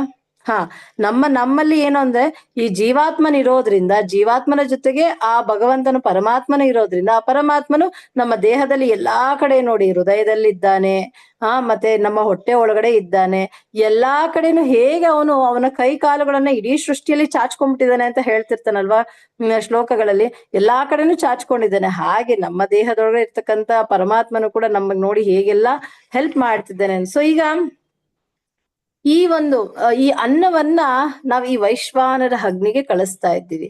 ಸೊ ಹಾಗಾದ್ರೆ ಇದನ್ನ ನಾವ್ ಹೇಗೆ ತಗೊಳ್ಬೇಕು? ಇವಾಗ ನೋಡಿ, ಇದು ನಮಗ್ ಮಾತ್ರ ಅಲ್ಲ, ಈಗ ಒಂದು ಹಸುವಿಗಾಗಿರ್ಬೋದು, ಒಂದು ಪ್ರಾಣಿಗಳಿಗಾಗಿರ್ಬೋದು, ಎಲ್ಲದಕ್ಕೂ ಕೂಡ ವೈಶ್ವಾನರ ಅಗ್ನಿ ಇದ್ದೇ ಇರುತ್ತೆ. ಸೊ ಅವರು ತಿನ್ನುವ ಆಹಾರವನ್ನು ಕೂಡ ಆ ಒಂದು ಒಳಗಡೆ ಇರ್ತಕ್ಕಂಥ ವೈಶ್ವಾನರ ಅಗ್ನಿ ಆಗಿರ್ತಕ್ಕಂಥ ಪರಮಾತ್ಮನೇ ಡೈಜೆಸ್ಟ್ ಮಾಡುವಂಥದ್ದು. ಸೊ ಹಾಗಾಗಿ ನಾವೇನಾದ್ರೂ ಈ ಒಂದು ಶಾಸ್ತ್ರದ ಪ್ರಕಾರ ನಾವು ತಿನ್ನುವಂತ ಆಹಾರವನ್ನ ಕರೆಕ್ಟಾಗಿ ನಿಯಮಬದ್ಧವಾಗಿ ಕರೆಕ್ಟಾಗಿ ತಿನ್ಲಿಲ್ಲ ಅಂತಂದ್ರೆ ಏನಾಗತ್ತೆ ಹೇಳಿ? ಆ ವೈಶ್ವಾನರ ಅಗ್ನಿ ಕೂಡ ಸರಿಯಾಗಿ ಕೆಲಸ ಮಾಡಲ್ಲ. ಕರೆಕ್ಟ್ ಅಲ್ವಾ? ಅಂದ್ರೆ ಭಗವಂತ ಶಾಸ್ತ್ರದ ಪ್ರಕಾರ ಏನ್ ಹೇಳಿರ್ತಾನೋ, ಈಗ ನೋಡಿ ಹೆಚ್ಚು ಕಡಿಮೆ ಹೇಗಂದ್ರೆ ಹಾಗೆ ತಿನ್ಬಿಟ್ವಿ ಅಂತಂದ್ರೆ ಎಷ್ಟು ನಮ್ಗೆ ಗ್ಯಾಸ್ಟ್ರಿಕ್ ಪ್ರಾಬ್ಲಮ್, ಇನ್ನೊಂದು ಅಜೀರ್ಣನ ಏನೇನೋ ಆಗ್ಬಿಡುತ್ತೆ. ಕರೆಕ್ಟಾ? ಸೊ ಭಗವಂತ ಹೇಳಿದ ನೀವು ಹೀಗೆ ತಿನ್ಬೇಕು, ಹೀಗೆ ಇರ್ಬೇಕು, ಹೀಗೆ ಮಾಡ್ಬೇಕು ಅಂತ. ಸೊ ಅದ್ರ ಪ್ರಕಾರವಾಗಿ ನಾವು ಮಾಡ್ಬೇಕು. ಸೊ ಈಗ ನಾವು ಪ್ರಾಣಿಗಳ ರೀತಿ ಏನಾದ್ರು ತಿಂದು ಇದ್ವಿ ಅಂತಂದ್ರೆ ಪ್ರಾಣಿಗಳ ರೀತಿನೇ ಸಾಯ್ಬೇಕು. ಕರೆಕ್ಟಾ? ಈಗ ಪ್ರಾಣಿಗಳ ತಿಂದಂಗ್ ನಾವು ತಿಂದ್ವಿ ಅಂತಂದ್ರೆ ಪ್ರಾಣಿಗಳ ರೀತಿಯಲ್ಲೇ ಸಾಯುವಂಥದ್ದು. ಅದೇ ನಾವು ಮನುಷ್ಯರ ರೀತಿಯಲ್ಲಿ, ಯಾಕೆಂದ್ರೆ ಮನುಷ್ಯ ಜನ್ಮ ಹೇಗೆ ಅಂದ್ರೆ ಸಾಕಾರತೆ ಅಂದ್ರೆ ಮನುಷ್ಯನಿಗೆ ಕಾನ್ಶಿಯಸ್ ಅನ್ನೋದನ್ನ ಭಗವಂತ ಕೊಟ್ಟಿದ್ದಾನೆ. ಈ ಕಾನ್ಶಿಯಸ್ ಅನ್ನೋದು ಎಷ್ಟು ಇಂಪಾರ್ಟೆಂಟ್ ಅಂದ್ರೆ, ನಮಗೆ ಭಗವಂತ ಆ ಬೆನಿಫಿಟ್ ಅನ್ನ ಕೊಟ್ಟು ಕೂಡ ನಾವು ಅದನ್ನ ಸದುಪಯೋಗ ಮಾಡ್ಕೊಳ್ಳಿಲ್ಲ ಅಂದ್ರೆ ಅದು ವ್ಯರ್ಥವಾದ ಒಂದು ಮನುಷ್ಯ ಜನ್ಮವಾಗುತ್ತೆ. ಕರೆಕ್ಟ್ ಅಲ್ವಾ? ಈಗ ಮನುಷ್ಯ ಜನ್ಮ ವ್ಯರ್ಥ ಮಾಡ್ಕೊಳ್ಳೋದು ಅಂದ್ರೆ ಭಗವಂತನ ಸ್ಮರಣೆ ಮಾಡದೆ ನಮ್ಮ ಕಾರ್ಯಗಳನ್ನ ಹೇಗಂದ್ರೆ ಹಾಗೆ ಮಾಡುವಂಥದ್ದು. ನಮ್ಗೆ ಆಪರ್ಚುನಿಟಿ ಇದ್ದು ಕೂಡ ಭಗವಂತನನ್ನ ಸ್ಮರಣೆ ಮಾಡದೆ ಅಂದ್ರೆ ಹೇಗೆ ಅಂದ್ರೆ ಪ್ರಾಣಿಗಳ ರೀತಿ ಸಾಯುವಂಥದ್ದು. ಸೊ ಇದು ಕರೆಕ್ಟ್ ಅಲ್ಲ. ಸೊ ಅದಕ್ಕೋಸ್ಕರನೇ ನಾವ್ ಏನ್ ಮಾಡ್ಬೇಕು ಅಂತಂದ್ರೆ ಭಗವಂತನ ಸ್ಮರಣೆಯನ್ನ ಹೇಗೆಲ್ಲ ನಾವು ಸಾಧ್ಯವಾಗುತ್ತೋ ಹಾಗೆಲ್ಲ ತಗೊಳ್ಳುವಂಥದ್ದು. ಸೊ ಅನ್ನ ಅಂತಕ್ಕಂಥದಕ್ಕೆ ನೋಡಿ ಎಷ್ಟು ಮಹತ್ವ ಇದೆ. ಪ್ರತಿ ಜೀವಿಯು ಕೂಡ ಅನ್ನದ ಮೇಲೆ ಎಷ್ಟು ಆಧಾರಿತವಾಗಿದೆ. ಇಡೀ ಸೃಷ್ಟಿಯಲ್ಲಿ ಎಲ್ಲಾ ಜೀವಿಗಳಿಗೂ ಕೂಡ ಅವ್ರು ತಿಂತಕ್ಕಂಥ ಒಂದು ಆಹಾರವನ್ನ ಅನ್ನ ಅಂತಾನೆ ಕರೀತಾರೆ. ಈಗ ಉದಾಹರಣೆಗೆ ಹಸುಗಳು ಹುಲ್ಲನ್ನ ತಿಂತವೆ. ಸೊ ಹುಲ್ಲು ಅದಕ್ಕೆ ಅನ್ನ. ಓಕೆನಾ? ಇಲ್ಲಿ ಅರ್ಥ ಮಾಡ್ಕೋಬೇಕಾಗಿರುವಂಥದ್ದು ಅನ್ನ ನಾಮಕ ಭಗವಾನ್ ಅಂತಂದ್ರೆ ಹಸುಗಳಿಗೆ ಹುಲ್ಲು ತಿನ್ನುವಂಥದ್ದು, ಹುಲ್ಲನ್ನ ಅನ್ನ ಅಂತ ಹೇಳ್ತೀವಿ. ನಾವಿಲ್ಲಿ ಸ್ವಲ್ಪ ಕೆಳಮಟ್ಟದ ಬುದ್ಧಿಯಲ್ಲಿ ಏನ್ ಅನ್ಕೊಳ್ತೀವಿ ಅಂದ್ರೆ, ನಾವು ರೈಸ್ ನ ಬರೀ ಅನ್ನ ಅಂತ ಅನ್ಕೊಳ್ತೀವಿ. ಬರೀ ರೈಸ್ ಮಾತ್ರ ಅನ್ನ ಅಲ್ಲ. ಅನ್ನ ನಾಮಕ ಭಗವಾನ್ ಅಂತಂದ್ರೆ ನಮ್ಮ ದೇಹದೊಳಗಡೆ ಹೋಗ್ತಕ್ಕಂಥ ಪ್ರತಿಯೊಂದು ನಾವು ಏನ್ ಸ್ವೀಕಾರ ಮಾಡ್ತೀವಿ ಊಟವಾಗಿ ಅದನ್ನ ಅನ್ನ ಅಂತ ಕರೆಯುವಂಥದ್ದು. ಸೊ ಅದೇ ಈಗ ನೋಡಿ, ಇಲ್ಲಿ ಇನ್ನೂ ಒಂದು ವಿಚಾರವನ್ನ ಅರ್ಥ ಮಾಡ್ಕೋಬೇಕು. ಸೊ ಈ ಇಡೀ ಸೃಷ್ಟಿಯಲ್ಲಿ ಒಂದೊಂದು ಜೀವಭೂತಾನಿಗಳಿಗೆ ಒಂದೊಂದು ಅನ್ನವನ್ನ ಇಟ್ಟಿದ್ದಾನೆ. ಕರೆಕ್ಟ್ ಅಲ್ವಾ? ಈಗ ನಮಗೆ ಒಂದು ರೀತಿಯ ಅನ್ನವನ್ನ ಇಟ್ಟಿದ್ದಾನೆ. ಅದೇ ಒಂದು ಹಸುಗಳಿಗೆ ಅಂತ ಬಂದಾಗ ಅದಕ್ಕೆ ಒಣ ಹುಲ್ಲಂತೆ ಇಂಥದನ್ನೆಲ್ಲ ಇಟ್ಟಿದ್ದಾನೆ. ಈಗ ಅದರ ಊಟವನ್ನ ನಾವು ತಿನ್ಲಿಕ್ಕಾಗತ್ತಾ? ನಾವು ತಿಂದು ಬದುಕ್ಲಿಕ್ಕಾಗತ್ತಾ? ಸಾಧ್ಯನೇ ಇಲ್ಲ. ಸೊ ಅದರ ಅನ್ನ ಅದು ತಿನ್ಬೇಕು. ಅದೇ ರೀತಿ ಇವಾಗ ಗಿಡಗಳು ನೋಡೋಣ. ಇವಾಗ ಗಿಡಗಳು, ಮರ ಗಿಡಗಳು, ಇವಕ್ಕೇನ್ ಅನ್ನ? ಇದಕ್ಕೆ ಕಾರ್ಬನ್ ಡೈಆಕ್ಸೈಡ್ ಆಗಿರ್ಬೋದು, ಒಂದು ಸೂರ್ಯನ ಬೆಳಕಾಗಿರ್ಬೋದು, ಇವು ಇದಕ್ಕೆ ಅನ್ನ. ಕರೆಕ್ಟ್ ಅಲ್ವಾ? ಸೊ ಆ ಗಿಡಗಳಿಗೆ ಅದಕ್ಕೆ ಅನ್ನ. ಸೊ ಹೀಗೆ ಇದೆಲ್ಲವೂ ಅಂದ್ರೆ ಇದೆಲ್ಲ ನೋಡಿದಾಗ ಎಷ್ಟು ಶಕ್ತಿಯನ್ನ ಇಟ್ಟಿದ್ದಾನೆ. ಇವಾಗ ಒಂದು ಹಸು ಹುಲ್ಲನ್ನ ತಿಂದು ಅಷ್ಟು ದೊಡ್ಡದಾಗಿ ಆ ಹಾಲನ್ನ ಕೊಟ್ಟು ಎಷ್ಟು ದೊಡ್ಡದಾಗಿದೆ ಅಂದ್ರೆ ಅಷ್ಟು ಶಕ್ತಿ ಅದ್ರಲ್ಲಿ ಇಟ್ಟಿದ್ದಾನಲ್ವಾ ಭಗವಂತ. ಇವಾಗ ನಾವು ಅದೇ ಹುಲ್ಲನ್ನ ನಾವು ತಗೊಂಡ್ರೆ ನಾವ್ಯಾಕೆ ಬದುಕ್ಲಿಕ್ಕಾಗಲ್ಲ? ಖಂಡಿತ ನಾವು ಬದುಕ್ಲಿಕ್ಕಾಗಲ್ಲ. ಅಂತಂದ್ರೆ ಭಗವಂತನು ಎಷ್ಟು ಅತೀಂದ್ರಿಯ ಶಕ್ತಿಗಳನ್ನ ಅಂದ್ರೆ ನಮಗೆ ಗ್ರಹಿಸ್ಲಿಕ್ಕೆ ಆಗದೆ ಇರತಕ್ಕಂತ ಒಂದು ಮಿಸ್ಟಿಕಲ್ ಪವರ್ಸ್ ಅನ್ನ ಪ್ರತಿಯೊಂದು ಅನ್ನದಲ್ಲೂ ಇಟ್ಟಿದ್ದಾನೆ, ಪ್ರತಿಯೊಂದು ಜೀವಾತ್ಮನಲ್ಲೂ ಇಟ್ಟಿದ್ದಾನೆ. ಅಂದ್ರೆ ಇದು ನಮ್ಗೆ ಅರ್ಥ, ಅದಕ್ಕೆ ಹೇಳೋದು ಋಷಿಗಳಿಗಾಗಿರ್ಬೋದು, ಮಹರ್ಷಿಗಳಿಗಾಗಿರ್ಬೋದು, ಎಲ್ಲರಿಗೂ ಕೂಡ ಭಗವಂತನ ಅಷ್ಟು ಸುಲಭವಾಗಿ ಅರ್ಥವೇ ಆಗೋದಿಲ್ಲ. ಅರ್ಥ ಮಾಡ್ಕೊಳ್ಬೇಕು ಅಂದ್ರೆ ನಾವು ಸಾಧಕರಾಗ್ಬೇಕು. ಅದು ಏನ್ ನಮ್ಗೆಲ್ಲಾ ಅರ್ಥ ಆಗಲ್ಲ. ಎಷ್ಟೋ ಒಂದಿಷ್ಟು ಸಾಸಿವೆ ಕಾಳಷ್ಟು ಅರ್ಥ ಮಾಡ್ಕೊಳ್ಳೋ ಪ್ರಯತ್ನವನ್ನ ಮಾಡ್ತೀವಿ ವಿನಃ ನನಗ್ ಭಗವಂತ ಅರ್ಥ ಆಗಿದ್ದಾನೆ ಅನ್ಕೊಂಡ್ರೆ ನಾವು ಮೂರ್ಖರಾಗಿ ಹೋಗ್ತೀವಿ. ಹಾಗಾಗಿ ಇಡೀ ಒಂದು ಸೃಷ್ಟಿಯಲ್ಲಿ ಜೀವಭೂತಾನಿಗಳು ಅಂದ್ರೆ ಬೇರೆ ಬೇರೆ ಊಟಗಳನ್ನ ಮಾಡ್ತವೆ, ಬೇರೆ ಬೇರೆ ಅನ್ನಗಳು ಅವರಿಗಿರ್ತವೆ. ಆ ಪ್ರತಿಯೊಂದು ಅನ್ನಗಳಲ್ಲೂ ಅದರದೇ ಆದಂತ ಒಂದು ಶಕ್ತಿ ಅನ್ನೋದಿದೆ. ಸೊ ಹಾಗಾಗಿ ಇದು ಒಂದು ವಿಚಾರ. ಇನ್ನ ವೇದಗಳಲ್ಲಿ ಇನ್ನೂ ಒಂದು ಹೇಳ್ತಾನೆ, ಈ ಶಾಸ್ತ್ರಗಳಲ್ಲಿ ವೇದಗಳಲ್ಲಿ ಇನ್ನೊಂದು ವಿಚಾರ ಇದೆ. ಈ ಮನುಷ್ಯ ದೇಹ ಅನ್ನೋದು ಒಂದು ರೀತಿ ಅಸಹ್ಯನಂತೆ. ನೋಡಿ, ಅಂದ್ರೆ ಇದೇನಪ್ಪ ಇದು ಮಾತಾಜಿ ಹಿಂಗೆ ಹೇಳ್ಬಿಟ್ರು, ಮನುಷ್ಯ ದೇಹ ಅನ್ನೋದು ಅಸಹ್ಯ ಅಂತ ಹೇಳ್ಬಿಟ್ರು. ಅಂದ್ರೆ ಈಗ ಫಾರ್ ಎಕ್ಸಾಂಪಲ್ ನಾವೀಗ ಈ ಒಂದು ಕಲಿಯುಗದಲ್ಲಿ ಈಗ ನಾವೇನಿದ್ದೀವಿ, ನಾವು 84 ಲಕ್ಷ ಜೀವರಾಶಿ ಯೋನಿಗಳಲ್ಲಿ ನಾವು ಸ್ವಲ್ಪ ಉನ್ನತವಾಗಿರ್ತಕ್ಕಂಥ ಒಂದು ಸ್ಥಾನದಲ್ಲಿದ್ದೀವಿ. ಯಾಕಂದ್ರೆ ನಮ್ಗೆ ಕಾನ್ಶಿಯಸ್ ಇದೆ, ನಮ್ಗೆಲ್ಲ ಅರ್ಥ ಆಗ್ತದೆ, ಒಂದ್ ರೀತಿಯಲ್ಲಿ ನೀಟು ಕ್ಲೀನ್ ಇನ್ನೊಂದು ಮತ್ತೊಂದು ಇರ್ತದೆ. ಈಗ ನಾವು ಕೆಳಮಟ್ಟದಲ್ಲಿ ತಗೊಂಡಾಗ ಈಗ ಹಂದಿಗಳನ್ನ ನೋಡಿದ್ರೆ ನಾವು ಸಂತೋಷ ಪಡ್ತೀವಾ? ಅಯ್ಯಪ್ಪ ಹಂದಿಗಳನ್ನ, ಅಯ್ಯೋ ಅದು ಏನ್ ತಿಂತವೆ, ಅದು ಎಷ್ಟು ಕೊಳಕಾಗಿರುತ್ತೆ, ಅದರಿಂದ ಎಷ್ಟು ದುರ್ವಾಸನೆ ಬರುತ್ತೆ ಅಂತೆಲ್ಲ ಅನ್ಕೊಳ್ತೀವಿ. ಅಂದ್ರೆ ನಮ್ಗಿಂತೂ ಕೆಳಮಟ್ಟದ ಮೇಲೆ ನಮಗ್ ಬರ್ತಕ್ಕಂಥ ಒಂದು ಭಾವನೆ. ಈಗ ಅದೇ ರೀತಿ ನಮ್ಮ ಮೇಲೂ ಕೂಡ ದೇವತೆಗಳಿಗೆ ಅದೇ ಭಾವನೆ ಬರ್ಬೇಕಲ್ಲ, ಕರೆಕ್ಟ್ ಅಲ್ವಾ? ಈಗ ನಮಗಿಂತ ಉನ್ನತವಾಗಿರುವಂತವ್ರು ದೇವತೆಗಳು. ಹಾಗಾದ್ರೆ ದೇವತೆಗಳಿಗೂ ಕೂಡ ಇವಾಗ ನಮಗೆ ಹೆಂಗೆ ಕೆಳಮಟ್ಟದ ಪ್ರಾಣಿಗಳನ್ನ ನೋಡಿದಾಗ ಅಸಹ್ಯ ಆಗುತ್ತೋ ಅವರಿಗೂ ಕೂಡ ಹಾಗೆ ಆಗ್ಬೇಕಲ್ಲ ಈ ಮನುಷ್ಯ ದೇಹವನ್ನ ನೋಡಿದಾಗ, ಕರೆಕ್ಟ್ ಅಲ್ವಾ? ಸೊ ಮನುಷ್ಯ ದೇಹ ಅನ್ನೋದು ಅನ್ಅಕ್ಸೆಪ್ಟಬಲ್ ಅಂತೆ, ಅಂದ್ರೆ ಅಸಹ್ಯಕರವಾಗಿರುವಂತದ್ದು. ನೋಡಿ ಇಲ್ಲಿ ಈಗ ದೇವತೆಗಳಿರ್ತಾರೆ, ಏನಾದ್ರೂ ತಪ್ಪುಗಳನ್ನ ಮಾಡ್ಬಿಡ್ತಾರೆ ಅಂತ ಇಟ್ಕೊಳ್ಳೋಣ. ಈಗ ತಪ್ಪುಗಳು ನಾವು ಪುರಾಣಗಳನ್ನ ಶಾಸ್ತ್ರಗಳನ್ನ ಓದ್ಬೇಕಾದ್ರೆ ಹೇಳ್ತಾರಲ್ಲ, ಈ ದೇವತೆಗಳು ಈ ತರ ತಪ್ಪು ಮಾಡಿದ್ರು ಅಂತ ಹೇಳಿದ ತಕ್ಷಣ, ಅವ್ರಿಗೆ ತಪ್ಪು ಮಾಡಿದ್ರು ಅಂತ ಹೇಳಿದ ತಕ್ಷಣ ಅವ್ರಿಗೆ ಕೈಯೋ ಕಾಲೋ ತಲೆನೋ ಕಡೀರಿ ಅಂತ ಹೇಳ್ತಾರ? ಇಲ್ಲ, ನೀವು ಹೋಗಿ ಮನುಷ್ಯ ದೇಹವನ್ನ ಪಡೀರಿ ಅಂತ ಹೇಳ್ತಾರೆ. ಕರೆಕ್ಟ್ ಅಲ್ವಾ? ಹೋಗಿ ಮನುಷ್ಯ ಜನ್ಮವನ್ನ ಪಡೀರಿ ಅಂತ ಹೇಳಿ ಕಳಿಸ್ತಾರೆ. ಅಂದ್ರೆ ಇದ್ರ ಅರ್ಥ ಏನು? ಇದು ಪನಿಷ್ಮೆಂಟ್ ತಗೊಳ್ಳುವಂತ ಒಂದು ದೇಹ ಆಗಿದೆ ಅವರಿಗೆ. ಕರೆಕ್ಟ್ ಅಲ್ವಾ? ಅಂದ್ರೆ ಇದು ಒಂದ್ ರೀತಿ ಅಸಹ್ಯಕರವಾಗಿರ್ತಕ್ಕಂಥ ಒಂದು ದೇಹ ಅಂತಂದ್ರೆ ನೀವು ಹೋಗಿ ಮನುಷ್ಯ ಜನ್ಮವನ್ನ ತಗೊಳ್ಳಿ ಅಂತ ಹೇಳುವಂಥದ್ದು. ಸೊ ಇದೊಂದ್ ರೀತಿ ಯಾಕೆ ಈ ರೀತಿ ಅಂತಂದ್ರೆ, ಈ ದೇಹದಿಂದ ನಾವ್ ಇದೇ ದೇಹದಲ್ಲಿ ಇರೋದ್ರಿಂದ ನಮ್ಮ ದೇಹದಿಂದ ಬರ್ತಕ್ಕಂಥ ಒಂದು ವಾಸನೆ ನಮ್ಗೇನು ಅನ್ಸಲ್ಲ. ನಮ್ಗೆ ಇದು ಸೂಪರ್ ಆಗಿದೆ ಅಂತ ಅನ್ಸುತ್ತೆ. ಹಂದಿಗಳಿಗೆ ಏನ್ ಅನ್ಸುತ್ತೆ? ಹಂದಿಗಳ ವಾಸನೆ ಸೂಪರ್ ಆಗಿದೆ ಅಂತ ಅನ್ಸುತ್ತೆ. ಕರೆಕ್ಟ್ ಅಲ್ವಾ? ಹಾಗೆ ನಮ್ಮ ದೇಹದಲ್ಲಿ ಬರುವಂತ ವಾಸನೆ ನಮ್ಗೆ ಸೂಪರ್ ಆಗಿದೆ ಅನ್ಸುತ್ತೆ. ಆದ್ರೆ ಇದು ಆಕ್ಚುಲಿ ಇದು ದೇವತೆಗಳಿಗೆ ಇಷ್ಟವಾಗಲ್ವಂತೆ. ನೋಡಿ, ಇದು ಶಾಸ್ತ್ರದಲ್ಲಿ ಇದೆ. ದೇವತೆಗಳಿಗೆ ಅದಕ್ಕೋಸ್ಕರನೇ ಏನು ಅಂತಂದ್ರೆ, ನಾವು ಇದು ಸ್ವಲ್ಪ ತುಂಬಾ ಮುಂದುವರೆದಿರ್ತಕ್ಕಂಥ ಡಿವೋಟಿಸ್ಗೆ ಈ ಜ್ಞಾನ ಎಲ್ಲ ಜಾಸ್ತಿ ಇರುತ್ತೆ. ಹಾಗಾಗಿ ಅವರು ಡಿಟಿಸ್ ಹತ್ರ ಹೋಗ್ಬೇಕಾದ್ರೆ ಆಗಿರ್ಬೋದು, ನೋಡಿ ಆಗಿನ ಕಾಲದಲ್ಲಿ ಹೇಳೋರು, ದೇವಸ್ಥಾನಕ್ಕೆ ಹೋಗ್ಬೇಕಾ, ಅಲ್ಲಿಗೆ ಹೋಗ್ಬೇಕಾ, ಸ್ನಾನ ಮಾಡ್ಕೊಂಡು ಹೋಗು ಅಂತ ಹೇಳೋರು. ಯಾಕೆ ಸ್ನಾನ ಮಾಡ್ಕೊಂಡು ಹೋಗು ಅಂದ್ರೆ, ನಮ್ಮಲ್ಲಿ ಬರ್ತಕ್ಕಂಥ ಒಂದು ದುರ್ಗಂಧ, ಅಂದ್ರೆ ಈ ಒಂದು ಮನುಷ್ಯನ ದೇಹದಿಂದ ಹೊರಹೊಮ್ಮತಕ್ಕಂಥ ಒಂದು ವಾಸನೆ ಇದೆ, ಅದೇನ್ ಮಾಡುತ್ತೆ ಅಂದ್ರೆ ದೂರ ತಳ್ಳುತ್ತಂತೆ ಅವ್ರನ್ನ. ಸೊ ಈಗ ದೇವತೆಗಳ ಹತ್ರಕ್ಕೆ ಹೋಗೋದಾಗಿರ್ಬೋದು, ಎಲ್ಲಿಗೆ ಹೋಗೋದಾದ್ರೂ ಸೊ ನಾವು ಶುದ್ಧವಾಗಿ ಇರ್ಬೇಕು. ಹಾಗಾಗಿ ಈ ದೇಹವನ್ನು ಶುದ್ಧವಾಗಿ ಕಾಪಾಡ್ಕೋಬೇಕು. ಅದಕ್ಕೋಸ್ಕರನೇ ನಾವು ಡಿಟಿ ವರ್ಷಿಪ್ ಆಗಿರ್ಬೋದು, ದೇವಸ್ಥಾನದ ಹತ್ರಕ್ಕೆ ಬರ್ಬೇಕಾದ್ರೂ ಇಮಿಡಿಯೇಟ್ ಆಗಿ ನಾವೇನ್ ಮಾಡ್ಬೇಕು, ನಮ್ಮ ದೇಹವನ್ನ ಶುದ್ಧಿಯನ್ನ ಮಾಡ್ಕೊಂಡು ಬರುವಂತದ್ದು. ಹಾಗಾಗಿ ಸೊ ಈ ದೇಹದ ಬಗ್ಗೆ ಒಂದು ವಿಚಾರ ಇಲ್ಲೊಂದಿದೆ. ಮತ್ತೆ ಇಲ್ಲಿ ಈ ದೇವತೆಗಳ ಒಂದು ದೇಹ ಹೇಗಿರುತ್ತೆ ಹೇಳಿ, ತುಂಬಾ ಪ್ಯೂರ್ ಆಗಿರುತ್ತೆ. ಮತ್ತೆ ಅವರಿಗೆ ಏನದು ಓಲ್ಡ್ ಏಜ್ ಅನ್ನೋದು ಆಗೋದಿಲ್ಲ, ಮತ್ತೆ ಅವ್ರಿಗೆ ಯಾವುದೇ ರೀತಿಯ ಒಂದು ಕ್ಲೇಶಗಳನ್ನೋದು ಎದುರಾಗೋದಿಲ್ಲ, ಮತ್ತೆ ಅವರಿಗೆ ವ್ಯಾಧಿಗಳು ಅನ್ನೋದು ಬರೋದಿಲ್ಲ. ಆದ್ರೆ ನಮ್ಮ ಒಂದು ದೇಹಕ್ಕೆ ಏನಾಗತ್ತೆ ಅಂತಂದ್ರೆ, ನೋಡಿ ನಮ್ಮ ದೇಹದಲ್ಲಿ ನಮಗೆ ಓಲ್ಡ್ ಏಜ್ ಆಗತ್ತಾ, ಅಂದ್ರೆ ಜರ ಅಂತಂದ್ರೆ ವಯಸ್ಸಾಗ್ತಾನೆ ಹೋಗ್ತಿರುತ್ತಾ, ಮತ್ತೆ ಕೊಳಕು ಗಲೀಜು ಅನ್ಸುತ್ತಾ. ಸೊ ಆದ್ರಿಂದ ದೇವತೆಗಳ ದೃಷ್ಟಿಯಲ್ಲಿ ನಮ್ಮ ದೇಹ ಅನ್ನೋದು ಏನಾಗುತ್ತೆ ಅಂದ್ರೆ ಕೆಳಮಟ್ಟದ ಒಂದು ಅಸ್ತಿತ್ವ. ಹಾಗಾಗಿ ಇದು ಕೆಳಮಟ್ಟದ ಒಂದು ಇದು ಅಂತ ಹೇಳಿ. ಹಾಗಾದ್ರೆ ನೋಡಿ, ಈಗ ದೇವತೆಗಳಿಗೆ ಈ ದೇಹ ಇಷ್ಟ ಆಗಲ್ಲ. ಹಾಗಾದ್ರೆ ನಾವು ದೇವತೆಗಳಿಗೆ ಈ ಮನುಷ್ಯ ದೇಹ ಇಷ್ಟ ಆಗಲ್ಲ. ಹಾಗಾದ್ರೆ ಈ ಮನುಷ್ಯ ದೇಹದಲ್ಲಿ ನಾವು ತಗೊಳ್ಳುವಂತ ಊಟ ಇಷ್ಟ ಆಗತ್ತ ಅವ್ರಿಗೆ? ಈಗ ಹಂದಿಗಳು ನಮ್ಗೆ ಇಷ್ಟ ಆಗಲ್ಲ. ಸಿಂಪಲ್, ನಾನು ಕಂಪೇರ್ ಮಾಡ್ತೀನಿ ಅರ್ಥ ಆಗೋದಕ್ಕೋಸ್ಕರ ಅಷ್ಟೇ.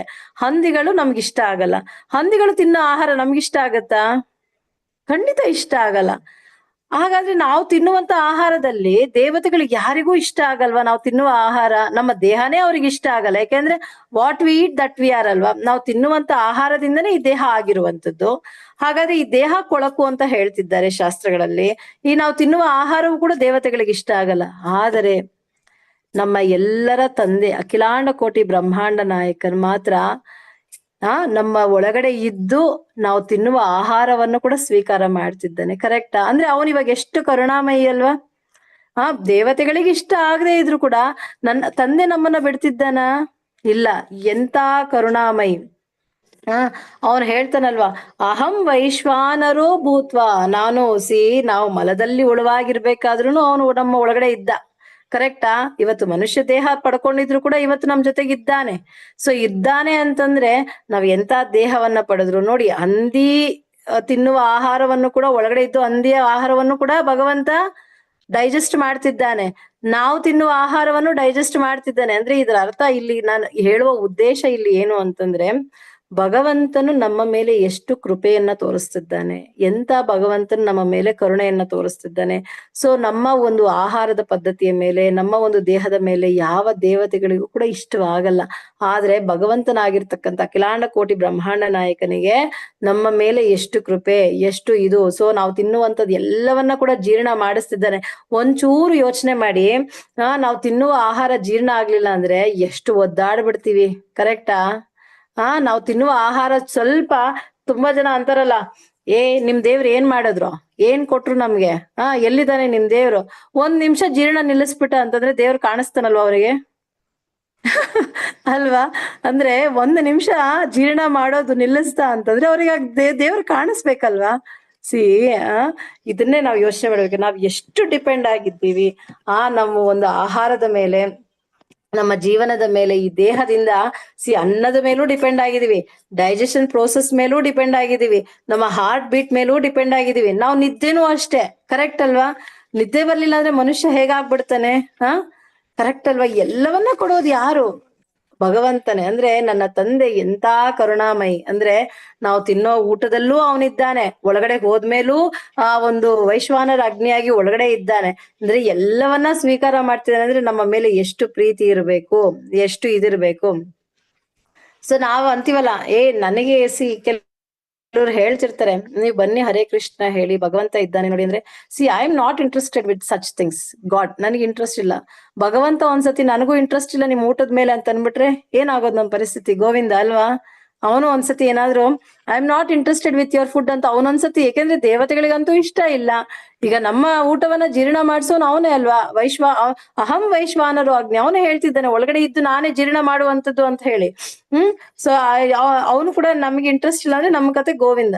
ಸೊ ಮತ್ತೆ ಇದು ಅಷ್ಟೇ, ನಾವು ಮಾಡರ್ನ್ ಸೈನ್ಸ್ ಪ್ರಕಾರ ತಗೊಂಡಾಗ ನಮ್ಮ ದೇಹದ ಅಂದ್ರೆ ನಮ್ಮ ಹೊಟ್ಟೆ ಒಳಗಡೆ ಅಂದ್ರೆ ಈ ಏನ್ ಹೇಳ್ತಾರೆ ಅಂದ್ರೆ HCl ಆಸಿಡ್ ಅಂತ ಏನ್ ಕರೀತಾರೆ, ಮತ್ತೆ ಪೆಪ್ಸಿನ್ ಎನ್ಸೈಮ್ ಅಂತ ಕರೀತಾರಲ್ಲ, ಇದನ್ನೇ ನಮ್ಗೆ ಶಾಸ್ತ್ರದಲ್ಲಿ ಆವಾಗ್ಲೇ ಏನ್ ಹೇಳಿದ್ದು ಅಂದ್ರೆ ಇದನ್ನೇ ವೈಶ್ವಾನರ ಅಗ್ನಿ ಅಂತ ಹೇಳುವಂಥದ್ದು. ಅಂದ್ರೆ ನಮ್ಮ ದೇಹದ ಹೊಟ್ಟೆ ಒಳಗಡೆ ಈ HCl ಆಸಿಡ್ ಅಥವಾ ಒಂದು ಪೆಪ್ಸಿನ್ ಎನ್ಸೈಮ್ ಅನ್ನೋದು ಏನಿದೆ, ಇದು ನಾವು ತಿನ್ನುವಂತ ಪ್ರತಿಯೊಂದು ಆಹಾರವನ್ನ ಕೂಡ ನಮ್ಗೆ ಡೈಜೆಸ್ಟ್ ಮಾಡುವಂಥದ್ದು. ಸೊ ಇದು ಎಷ್ಟು ತೀವ್ರತೆ ಆಗಿರುತ್ತೆ ಅಂದ್ರೆ, ಎಷ್ಟು ಕರೋಸಿವ್ ಆಗಿರುತ್ತೆ ಅಂದ್ರೆ, ಇದನ್ನ ತೆಗೆದು ನಮ್ಮ ಚರ್ಮದ ಹೊಟ್ಟೆ ಒಳಗಡೆ ಇರ್ತಕ್ಕಂಥ ಒಂದು ಆಸಿಡ್ ಅನ್ನ ತೆಗೆದು ಹೊರಗಡೆ ನಮ್ಮ ಚರ್ಮದ ಮೇಲೆ ನಾವೇನಾದ್ರೂ 1 ಡ್ರಾಪ್ ಹಾಕಿದ್ರು ಕೂಡ ಸುಟ್ಟೋಗುತ್ತಂತೆ.